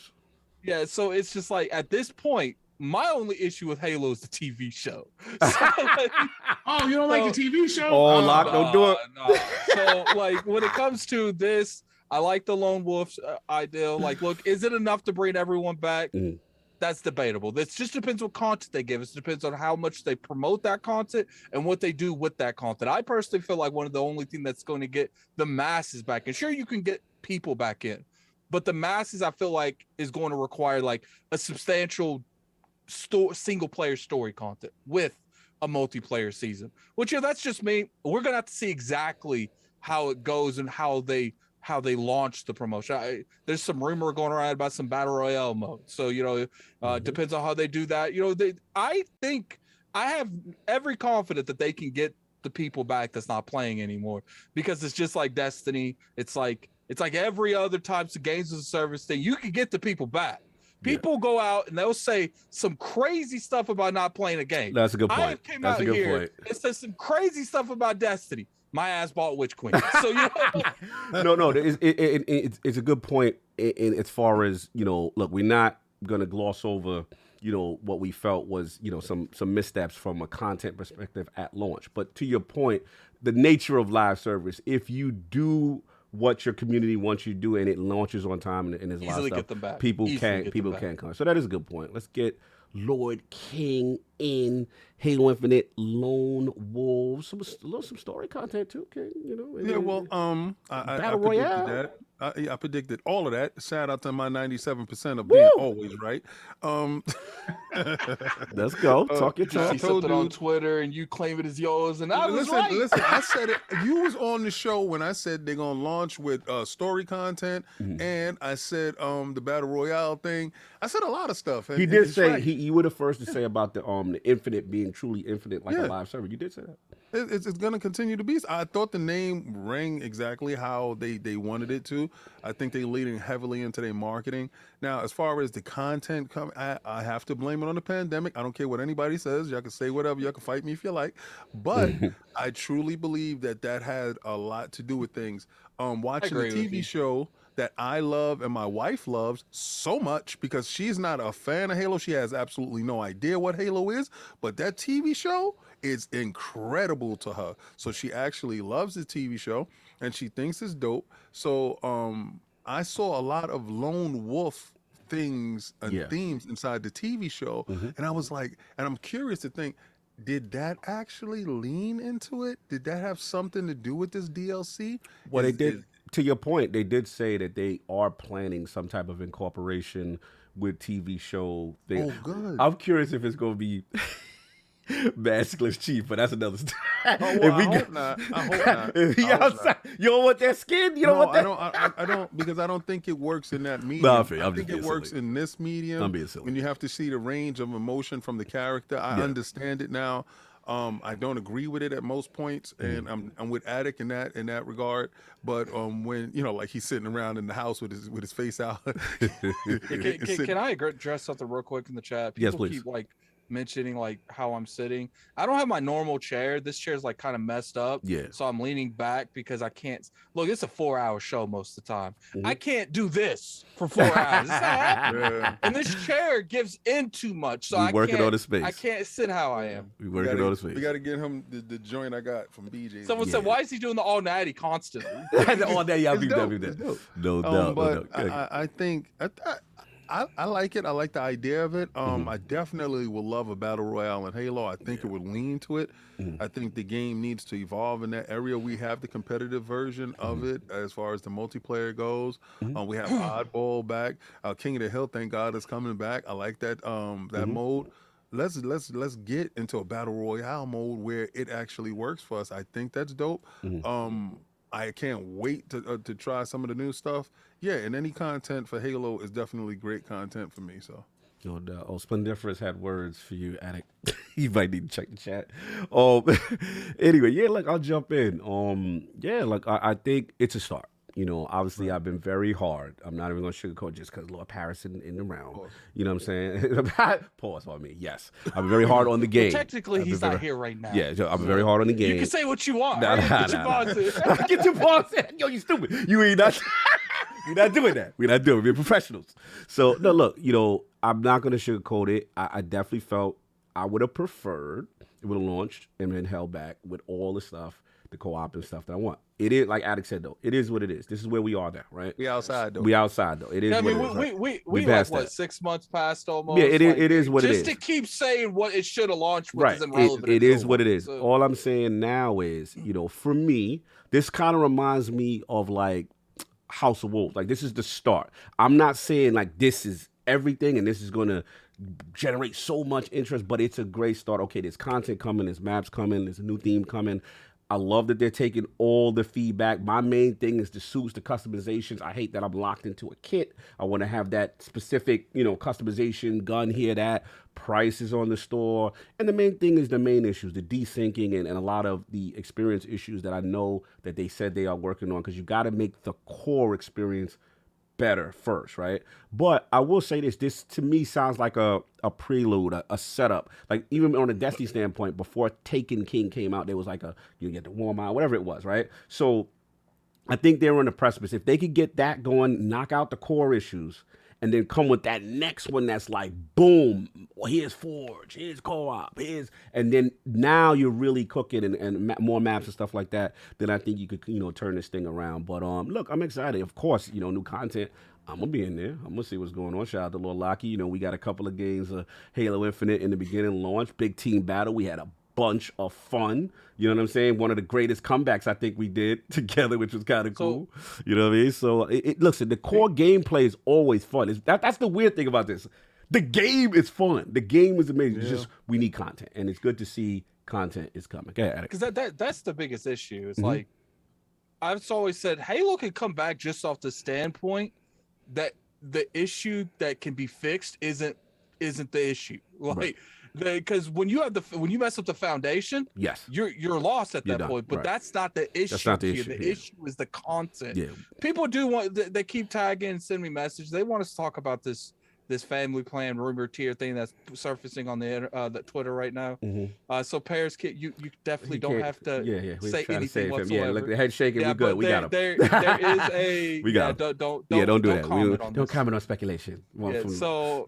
No, but they do want us to talk about these tiers. No, we can talk about it.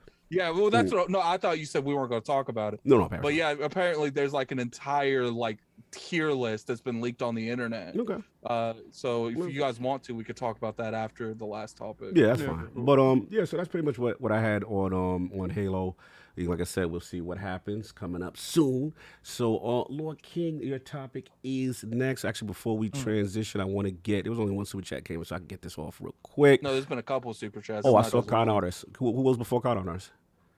Oh no, you read the other. Yeah, I got the other one. Yeah, so it's just Con Artist. Shout out to Con Artist, $10 super chat. He said, 1, my wife likes the Halo show too, and 2, can Phil be on the show, please? Shout out to Paris in the life. That's ridiculous. Hey, we'd love to have Phil on the show. You already know what it is. Oh, you talking about on our show? I thought you was talking about on Paramount show. I'm like, you want Phil on the Halo series? I said, what you want him to be? You want him to be in the Covenant suit? You want to be a Marine? You know what they should do? Make Phil Spencer one of the other Spartans. You stupid. ODST worker. No. Anyway. I would love for him just to be on the imagine show. Phil Spencer saying chief. I'm done right now. Phil on the Halo show. Salute. So let's move. That'd be crazy as hell. That would be hilarious. Forte's here, files with chat. King, we can't blame everything on the pandemic. 343 been missing that source for years. I need the core experience to be better.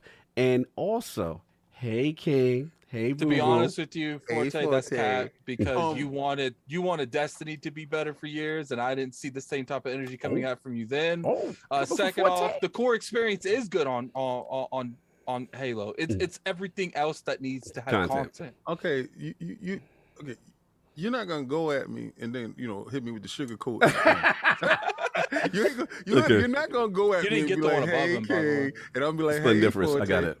So I'm gonna say this: the game is dope. I'm blaming it on the pandemic because a lot of games ship broken, a lot of games ship messed up, a lot of games got pushed back. So we're not gonna act like something didn't happen when it did happen. Right. We're not living in a normal time. So I can't go back and fix it. I'm sorry you wanted co-op. You didn't get it. I'm sorry you want Forge. You don't get it. But maybe in the next DLC, right after this Lone Wolf, you will get it. And you will be happy. You'll be right back bending the knee talking about how fantastic it is.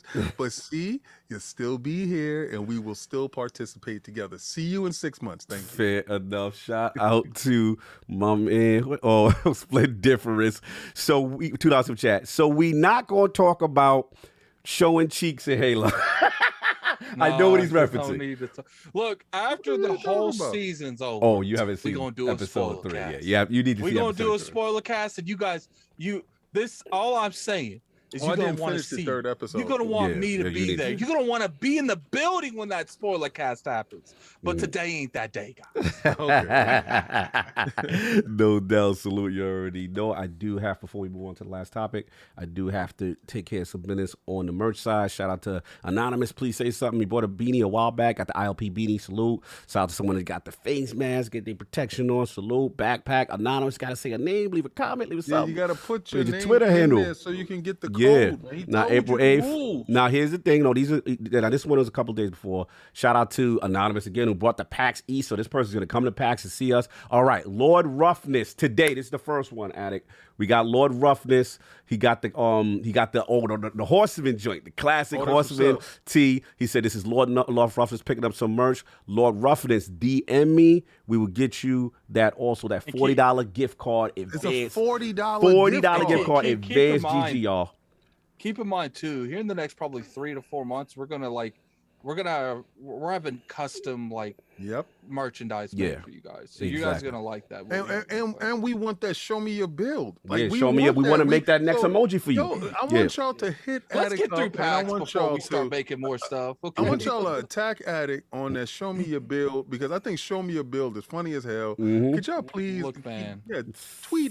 The only thing I'm worried about right now is getting through this pack. That's all I care. So look, and the last one, Anonymous got the cloth face mask. Put your name, give your Twitter handle so you could get something extra. $40 Give me that premium powder, baby. There's 4 left because the other dude don't qualify. It's 4 left. It's 4 left. So right now, just Lord Roughness, and that's it. So make sure you get some merch. The link's at the top of the description. Go catch you some ILP merch. Get your little, whatever. Then get yourself a little $40. I wish somebody would have gave me $40 You know to buy something. Exactly. Shout out to Forte, $5 super chat.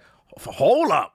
Don't make me pull up, Addict. I've been killing Bungie for years with the direction of the game. Don't come for me, homie. You know how I roll. Okay, Forte. I don't see the same energy towards Bungie that you have 343, though. I don't even see relatively the same energy. Slim difference. What about that powder card? Don't act like I didn't hit you. No, you did. I'm talking about for the people, for the merch. Just the new giveaway we're doing today. And it's Iron Lord 20 on the merch. So people probably don't know. Like, that's the beginning of the show. Right now, if you buy, it's tagged in the little blue icon at the top of the chat.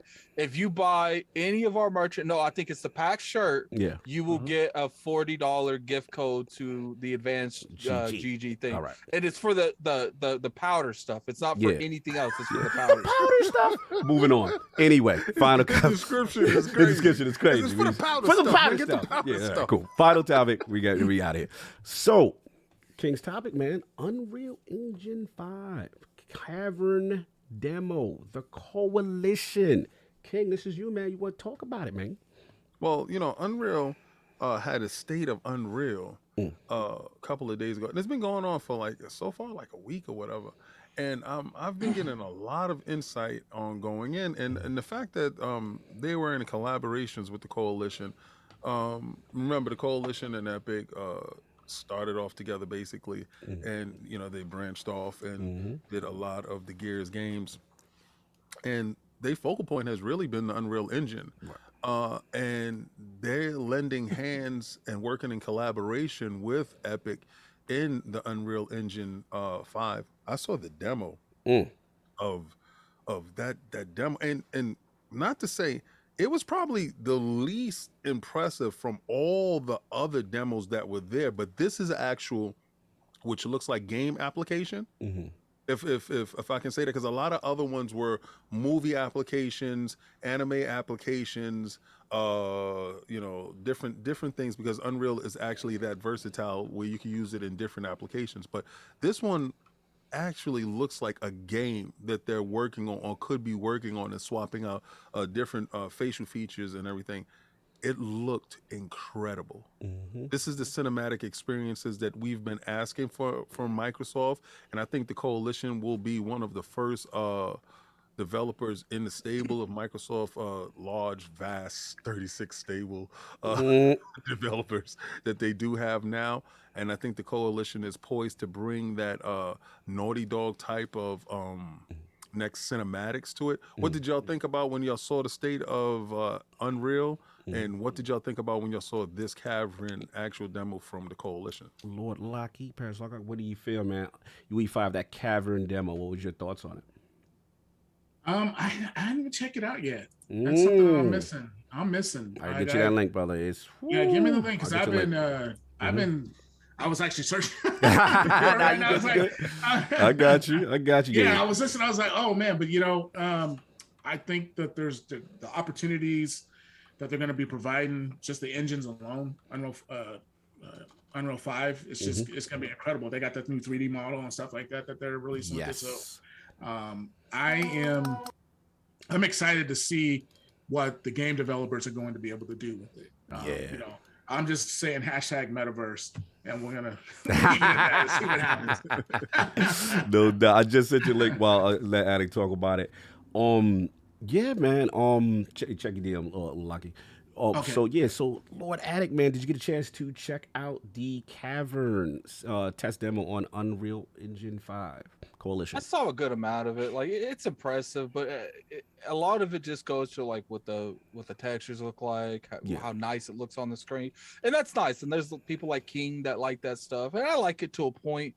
But like I'm more about I want to push features ahead. That's why I always talk so much about the Nemesis engine. Like I want more features and more gameplay mechanics like Nemesis engine that's pushing AI ahead, that's pushing gameplay behaviors ahead. And hopefully, because what looks like to me is this engine is going to make a lot of the little stuff easier for them to do. Right. So maybe they could focus more on the big stuff, changing AI behavior and stuff. I've always thought that's why, when it comes to something like the Nemesis engine, I always just like the AI. I want the AIs to improve. That's the biggest thing. I want the AIs to improve. And another thing I don't see a lot of people talking about when it comes to Unreal improving is it's going to force Unity to improve. It's going to force Snowbite to improve. They're going to have to compete engines, and they're going to amp up their game too. And before you know it, next 5 years, we're going to have drastically different games, both in looking how it plays, because one ups their game, forcing the rest to do it. Yeah, I think this will help you get what you're looking for, because from what I've seen and what I understand and grasp from it is it alleviates a lot of the CPU heavy lifting with the nanites and the Lumen engine. Shout out to the Lumens. It takes away from the calculation process of it, and it frees up that underhead and that overhead for actual AI use that you're talking about, to make the game smarter, to make the enemies more dynamic, to make them more lifelike in the actual worlds that you're creating. The way the volumetric fog is used now, and you see that aspect of it in that cavern demo, it changes how things can actually be perceived, because the level of fog, distance, and everything in it can actually, hide you, give a different level of awareness for your characters. So I think you're going to get exactly what you're looking for when it comes to the Unreal Engine and pushing everybody else forward. I think so. Yeah, I mean, look, I'll jump in. It's definitely impressive. I want to shout out the Coalition, because I don't think we really give them their flowers from a graphical fidelity standpoint of kind of holding Xbox down. I mean, even a lot of people look at them to show what Unreal does. Yeah, I mean, they even helped out on that Matrix demo, from my understanding, the Matrix when it came out. And the thing that's impressive to me, like, it's more of like, okay, we see what they can do. You see the potential of the engine. Like, I know Addict's talking about the AI, you're talking about that stuff, but I looked at what they did with like Unreal Engine 4, and I remember, Hivebusters don't get enough credit for like how I think that was the pinnacle. Yeah, like when I was like, okay, I think a lot of people who are not on board with the Xbox ecosystem yet, the complaint or the feedback is we want to see that power. We want to see stuff where the Series X is outside, and you know what I'm saying? What is it, King? Want an all natural graphical situation. You know what I'm saying? They want to see that. And I want the 12 teraflops. Right. That I think it's important, and that's why again, Coalition has been doing it so long. I don't want to disrespect any man. Turn 10's another one. A lot of them doing it, but like, let's be honest, a lot of people. My money's on Turn 10. Right. A lot of people do want something obviously outside of a car game. Horizon looks beautiful. We get it. Playground. We get it. Everything's beautiful. But we from those type of experiences, right? The just ones or whatever, Coalition's really been in that bag. So to see them kind of show out like this, the potential is really impressive. And let me ask you a question. Yeah, go ahead. Do you think it's because it's not an exclusive title just to the series consoles, that they don't get that whole recognition? My honest answer is, it's what I said before. It's unfair, but I think it's what we talked about, the Big Mac Large Fried Shake, Halo, Gears, Forza. These titles are amazing. Let's not be disrespectful. These titles are amazing. They push things forward. And especially together can easily carry a whole platform, literally. So what it is sometimes now it's like we're in that take it for granted phase. Yeah. Oh yeah, but what else? You know what I'm saying? But what else can you do? You know what I'm saying? Kind of thing. And I think what's cool is juggling, right. You know what I'm saying? Like so I think maybe from the outside, not the inside, because everybody recognizes Gears are amazing and stuff like that. But like from the outside, maybe if they had like that one warm-up title before potentially a Gear 6 or something like that. So you're talking about something separate, a departure. Maybe. Something like Guerrilla Games did. Yeah, maybe that's what it takes for other people to truly give them their flowers that I feel they deserve. You know what I'm saying? Because when I look at Gears, right? And I tell people, I remember when Series X was like, yo, nothing really showing off the system. And I'm like, bro, did you download Hot Buzzers? No, they didn't. like did it you was a see DLC and they thought it was just a exactly thing when it's really a step up from the actual Gear 5. Oh my God. It's a complete step up when you actually do it. But okay, so you're in the camp that you want Coalition to take a break from Gears for a second and to probably expand their horizon in something else. I mean, I want them to finish Gears 6 and then do it. Here's my thing. I'm not gonna, if Gears 6 is on the table, you know, so be it. You know, I do think with a new engine, again, I'm not a dev, but my new thing is a new engine. There's, you know, probably a learning curve and getting acclimated. Oh, they did explain that. Right. So you know, let's put it this way. If it's a new title, great. If it's the Marcus Phoenix collection. Paris, fix your face. Love Paris, fix your face. You know what I'm saying? If it's something of that, I won't be mad. You want to play around. I don't want any more collections, man. I'm just saying, you know, because I don't want no more collections. That's the one I wouldn't be mad at. Hold on.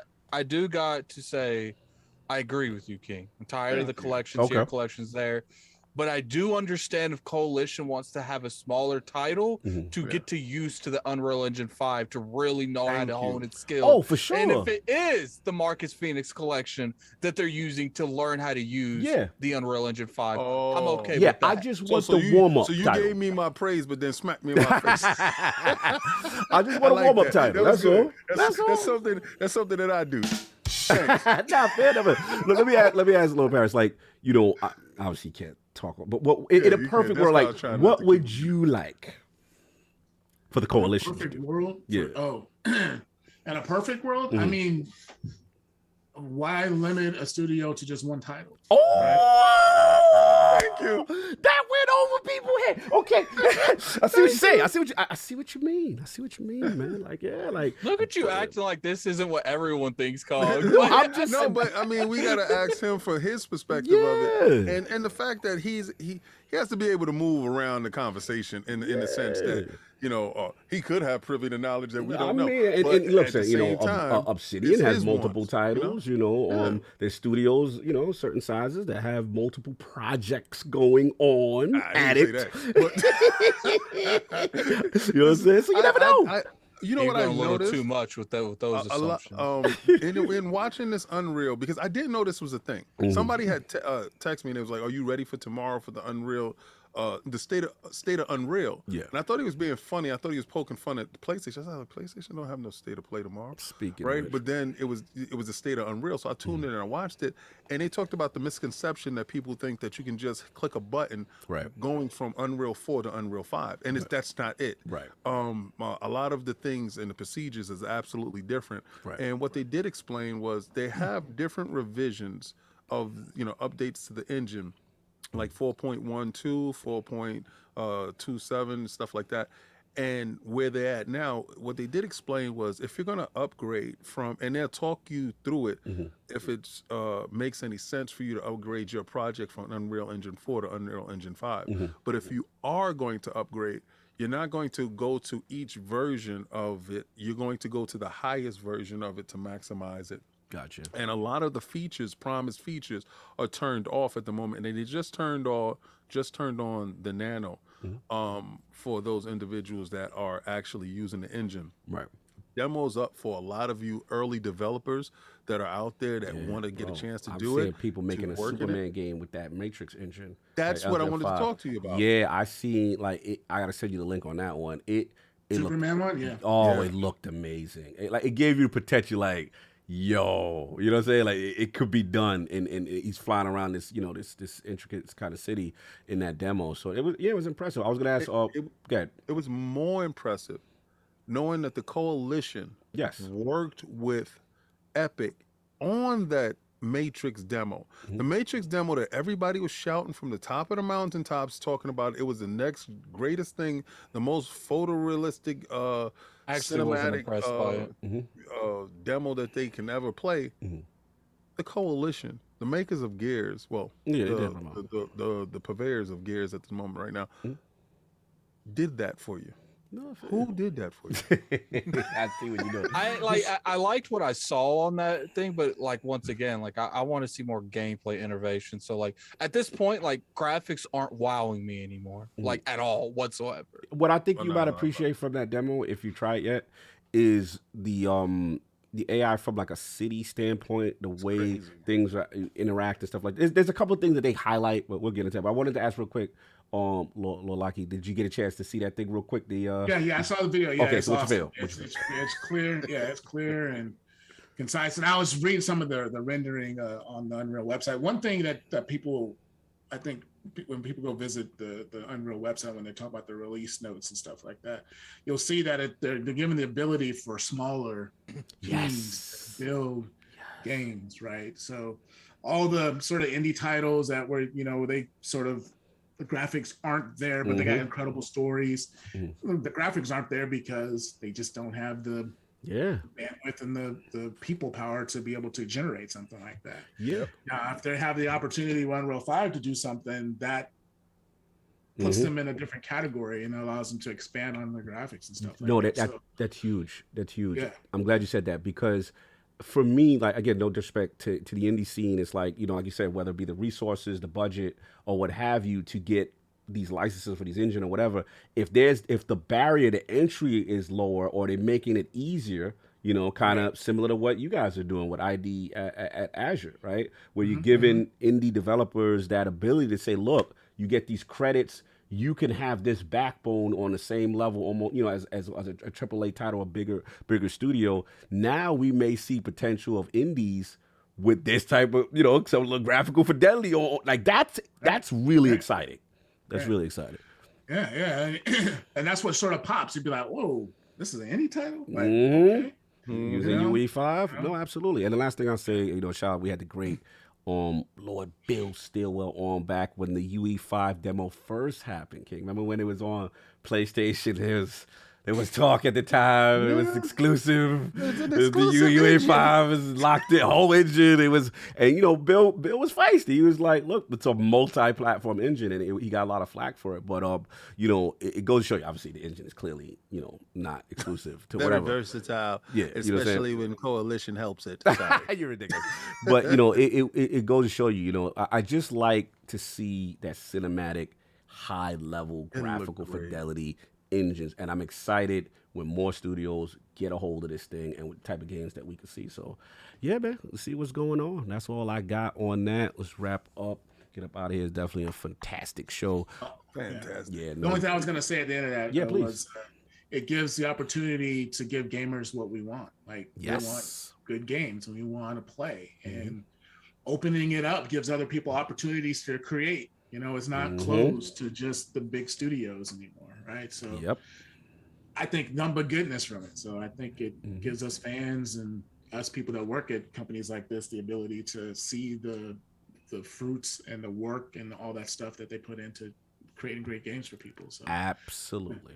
Especially when you can use your Xbox and turn it into a development system, and you can use ID at Xbox to your advantage, and you could be part of, hopefully, Game Pass in the future. And you can use xCloud. So, wow. Right? There you go. Real quick before we wrap up.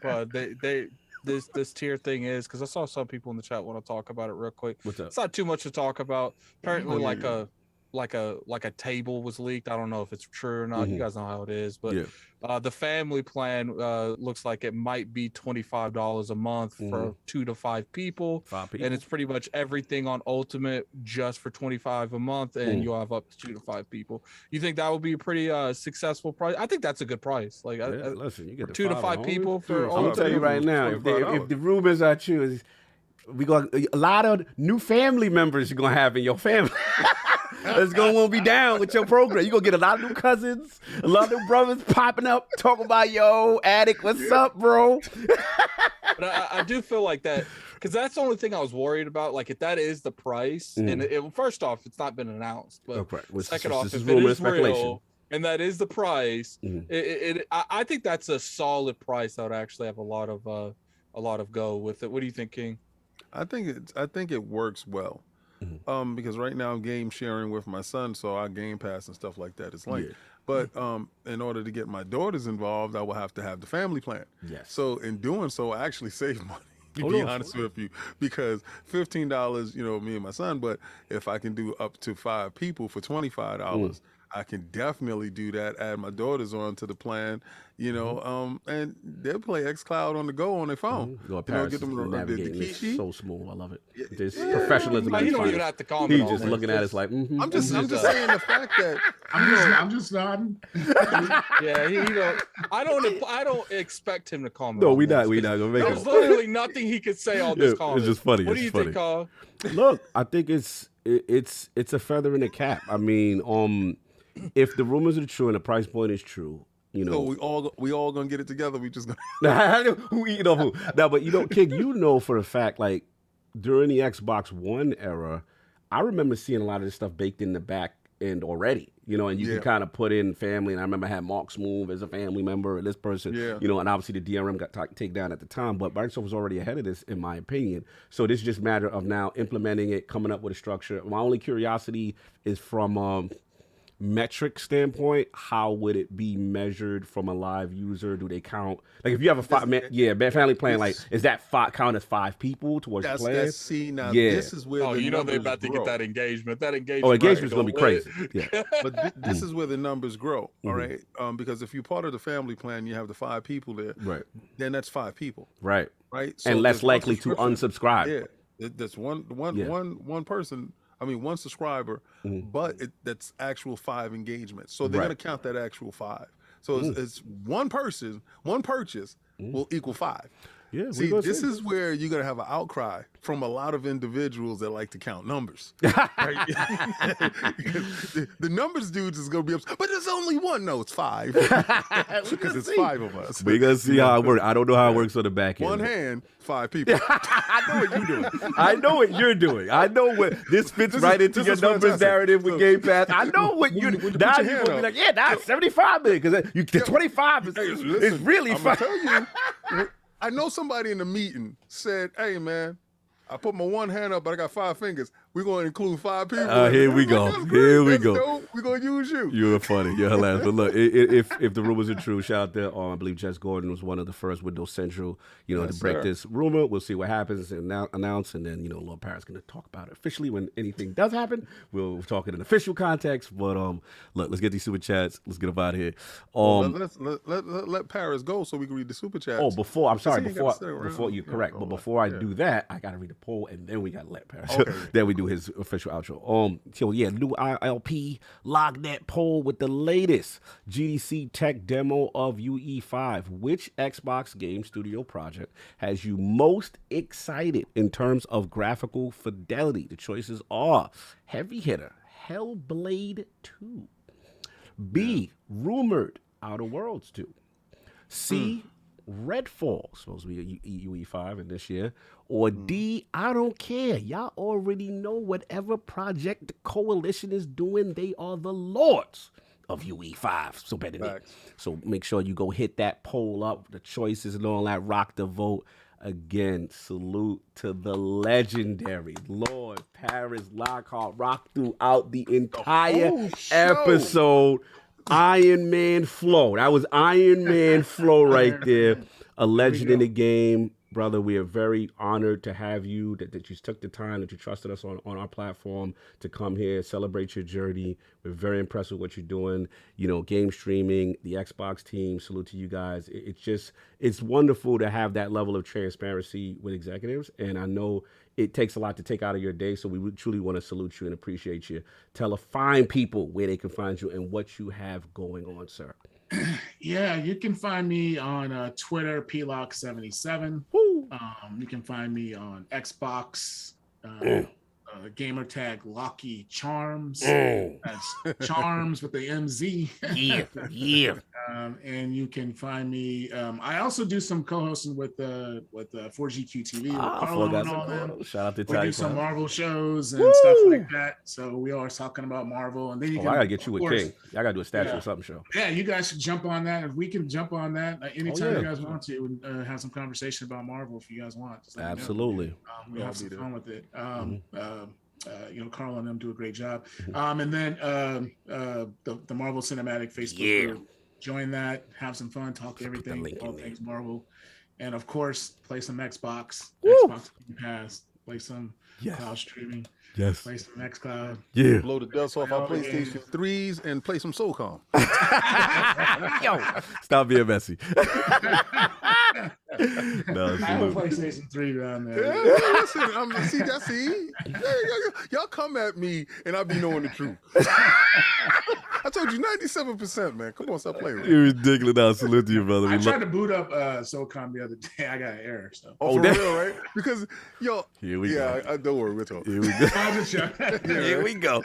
Now, salute to you, brother. No doubt. You want to give thank it? You. No Thank doubt. you for having me. Lord Addict, Lord King, want to give Lord Paris Lockhart his roses on the way out? First, since he's been reading the super chats. Yeah, I appreciate you coming on Lockout. We've had a couple Xbox Live parties. You're always a lively person to be around. What I like about being in parties with you guys is I hear enough of the Twitter stuff going on, the this, that going on. So, like, I've noticed, like, being a party, you guys are like, let's keep the gaming, like, social aspect of it. Let's just play games. And sometimes I like that. Yeah. And I don't get that a lot. I'll be jumping a party and then someone else jumps a party. Like, Addict, what do you think about this? I'm like, I probably have a video. Go watch it. Like, you don't need to talk just want about a game, it right the game, as opposed to the news every 5 minutes. I feel you. I feel you, no doubt. Lord King. I was going to say that Lord Paris Lockhart before he heads out. Be worthy. Oh, worthy. Yeah. Nice. I love that. Where did you get that from? It's a prop replica of the first Milner. I got it from Forbidden Planets in New York City. Okay, that's awesome. High quality comic book store. This is crazy. It's very heavy. It's a blunt object. It's oh, you get locked up for that one. You can actually throw it if somebody come in like throw it. It's crazy. It's crazy. If it could come back, I'll rule the world. Okay, there you go. But I knew you was coming on, so I definitely had to bring that out the room. I was gonna bring my Captain America shield, but I left it on the wall. Huge Marvel fan. Anticipated your showing up today. Thought we was gonna talk a little bit more about it, but I understand that'll be a 12-hour show. Can't do that. There you go. But also love your journey. I love that the Japanese story. The Street Fighter story was fire, brother. That was it right there. Yeah, and then the fact that you educated me on Alaska, where I was absolutely ignorant. I really thought it was just igloos and still ignorant. The only thing I know about Alaska is I'm pretty sure the last season of Dexter was there. I'm done. I'm done with you. He's ridiculous. But so you broadened my horizons today, and I do appreciate that. And I love the man cave. I love your energy. I love your whole history. Tecmo Bowl and everything. And thank you for coming on, giving us your date. Sunday is probably your rest day, and you rocked out the whole show, bro. I don't think we had. Did we? Have no, we got to give Jason Ronald his part. Jason Ronald rocked out, right? The whole show. Yeah, Jason. Yeah, that's my guy. Man, yeah. So you out here. This is what it is, and I do appreciate your time. Fantastic. Now everybody in the universe is gonna hit you up talking about, please be on my show.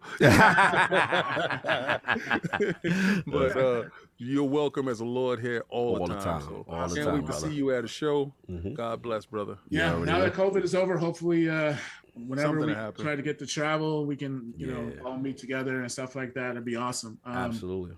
Yeah, it's been great. You guys do a wonderful job. I've seen some other Microsoft Xbox heads been on the show, so it's been great. You guys do a wonderful job. Do a lot for the community of gaming. Thank you. It's all positive, and that's what it's all about. I love the content that you guys are able to produce, and you know, you don't dive into the negative stuff. You keep it for what it is, negative, and then you go through it, and then you just leave it alone, right? So this is great. That means a lot. The issue people have when it comes to that, it's like, oh, when they hear that, oh, you guys just aren't talking about everything you choose. No, we talk about it, but here we don't have every podcast dedicated to it. We talk about it, we give our constructive criticism, we move the hell on. Yeah, that's what it is. You know what I'm saying? Nah, for real. And I appreciate that. Like, it means a lot, you know, to hear that, because, you know, for us, you know, getting the respect from your peers, but also, you know, again, you guys, let's be honest, you guys are gaming heroes in the sense that you guys create the experiences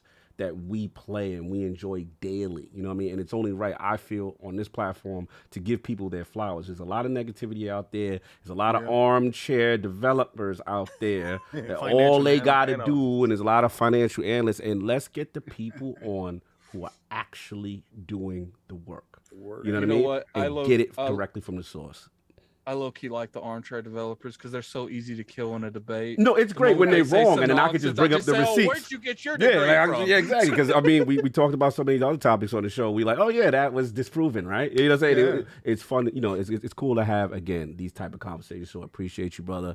Really cool. And thank you so much. We got to give you your flowers on that as well. Just 2 super chats. Actually, we actually in the bag. We get up out of here. Super Secret of Great, $10 super chat. Shout out to my bros, ILP. And Cog, I'm still waiting to see that Marvel movie you landed in, fam. I ain't got no deal. You got to holler at Lock for that. I don't know if the movie I'm in. But shout out to Split Difference, still out of chat. What if Treyarch makes the next Halo? What do you think? I don't know about that. No. Yeah, I don't know about that I'm one. going to look you in your eyeballs, and I'm going to say, I like the direction that 343 is in. Leave us alone. Dragon Yovi says in the scene, no doubt. Forte, what do you think would be an upgrade path if the pricing structure is true? Yeah, they might be. Forte, again, is going to Plus Ultimate for the next 2 years. We'll be able to upgrade to the family service for cheaper. I guess so. We're going to see. That's it. When are we going to get Sarah Bond? Now they want Phil. They want Lock. They want everybody now. Just be happy right What is the now. Twitter? Oh, what is the Twitter for Lockhart? It is in the Iron Lords podcast. Why do they keep calling him Lockhart? That's his last name, for real. But Yeah, So there's also you were the code name for Little Man. yes. Oh snap! Yes. Hey, you I know what didn't the funny think that. thing is? Check this out. Break that One of the down. funny things is my daughter's name is Scarlett. I'm just gonna leave that alone. Wow! Yo, Phil, you're funny. Phil, I see what you're doing, boy. The next, There's no relation. the next child that. Oh snap! So we gotta look to you. We to gotta look find to out you. We got the what inside the thinking. We code got name it You know now. what it was? Scarlett Lockhart. Phil was in the meeting room and he was talking and he just brought up his, oh, that is it right Bro, there. Attic, Scarlett. it's the code names and the roadmap to Xbox has been hiding in plain sight this whole time. All we gotta do. Yo, We broke the code. We broke the code, y'all. We did it, The man. conspiracy theories are gonna start. Oh my God, yo, this is crazy. This is amazing. No, salute to y'all. Best Sunday. Yes, last super chats will be, shout out to Anonymous. Oh, you got to put your name. You bought a PAX and you bought a shirt. You didn't put your... He did comment in the chat that said it wouldn't let him. All right. I just here's the thing, okay? We could give you that, but there's a chance that you just saw that pop up on the screen. We got to and do it "That's my official. shirt." Yeah, sorry, Like, man. look, as much as I would like to take Well, your word, all and you not gotta do is say you screenshot lied. listen, you follow us online, right? Yeah. Whatever. just Follow us. screenshot the receipt and then DM send me it to us on and send it Twitter. to my DM at LordCognito on Twitter. DM That me. is a good way of doing it. Send That way it we to doing it. us that you bought it, the They'll receipt, send you and that then we'll get $40 it. straight off Look. the rip. So look, that's all I got. Anybody got anything else before we roll out of here? Attic, No, anything you we got don't. going on, Potter? No, definitely pull up to the Attic show. I haven't confirmed our guest, so I'm not going to say the guest. Yeah, Ty it got will be Travis Wednesday. this week. That was dope. Yeah, it will be Wednesday at 5 p.m. I appreciate everyone coming through. We had about almost 600 people in the chat. Yes, thank you. Definitely hit that like button. We have 391 hit that likes. Hit that I'm like. OCD. Get that above 400. Yes, please. But I appreciate everyone coming through, and we'll see you next week. No And doubt. we'll see you next week. We are, you know, we're looking into something for PAX for you guys, so we'll get to you guys later on in that. But I appreciate everyone coming through, and we'll see you next week. No doubt, King. Anything else? You good? Yes, Friday. I mean, well, Friday, Darth Castle X, DCX. Yes. It's gonna be crazy. It's gonna be off the charts. What is DCX, sir? Educate, Lord what's DCX? Okay, well, that's the statue show that I do for us thousandaires and a couple of millionaires that actually collect these high performance statues, not MCU, toys, because we have a lot of dudes that would like to send me Marvel Legends, and no, the premium statue talk. Yeah, that's Marvel nice, Cinematic Universe and DC. Yeah. Okay. Hey, King, talk to Mega. Tell him to break his stuff out. He needs to get his stuff together. I've been trying to tell him. Let's get Megatron in. Listen, I tried to get him to pick up. I have a Megatron and Optimus Prime. Oh, it's fire! I see. And I Prime one. I try to give him a great deal, but he has little children. He doesn't trust them around. That's right. Yeah, remember that's the break thing. your statue. Yeah, your growth is gonna be stunted. Yeah, for real. $3,000. No. So, but also we have Combat Talk with the King coming back this weekend. Next weekend with Earl Spence versus Ugas. That's the fight that's coming back. Just sit around with me. If you don't have anybody to watch the fight with, I guarantee at some point in that night, I will make you pee on yourself. So we will have fun. We will laugh. We will talk about it. You're not going to see the fight. So hopefully you watching the fight in your house. I'm watching the fight in my house. And we're talking about the fight going on. And you have to have a buddy to talk to watching the fight. Just come hang out. A couple of 100 friends of us just talking about the fight. No doubt. And you already know Splendid Difference, Cog that powder. Yes, again, last and not least, I go to the website, go to Iron Lord Podcast, go to lordsgaming.net, go to the team shop, go check it out, go pick up the pack stuff, go pick up some merch. Again, if you get that merch, also go to advancedgg.com. You can use Iron Lord 20, get the 20% off, but if you get the merch, you get that $40 gift card. Go check that out. That's all I got. Everybody, enjoy your Sunday. Thank you for rocking out. This was a lot of fun. Everybody, peace. xCloud. xCloud.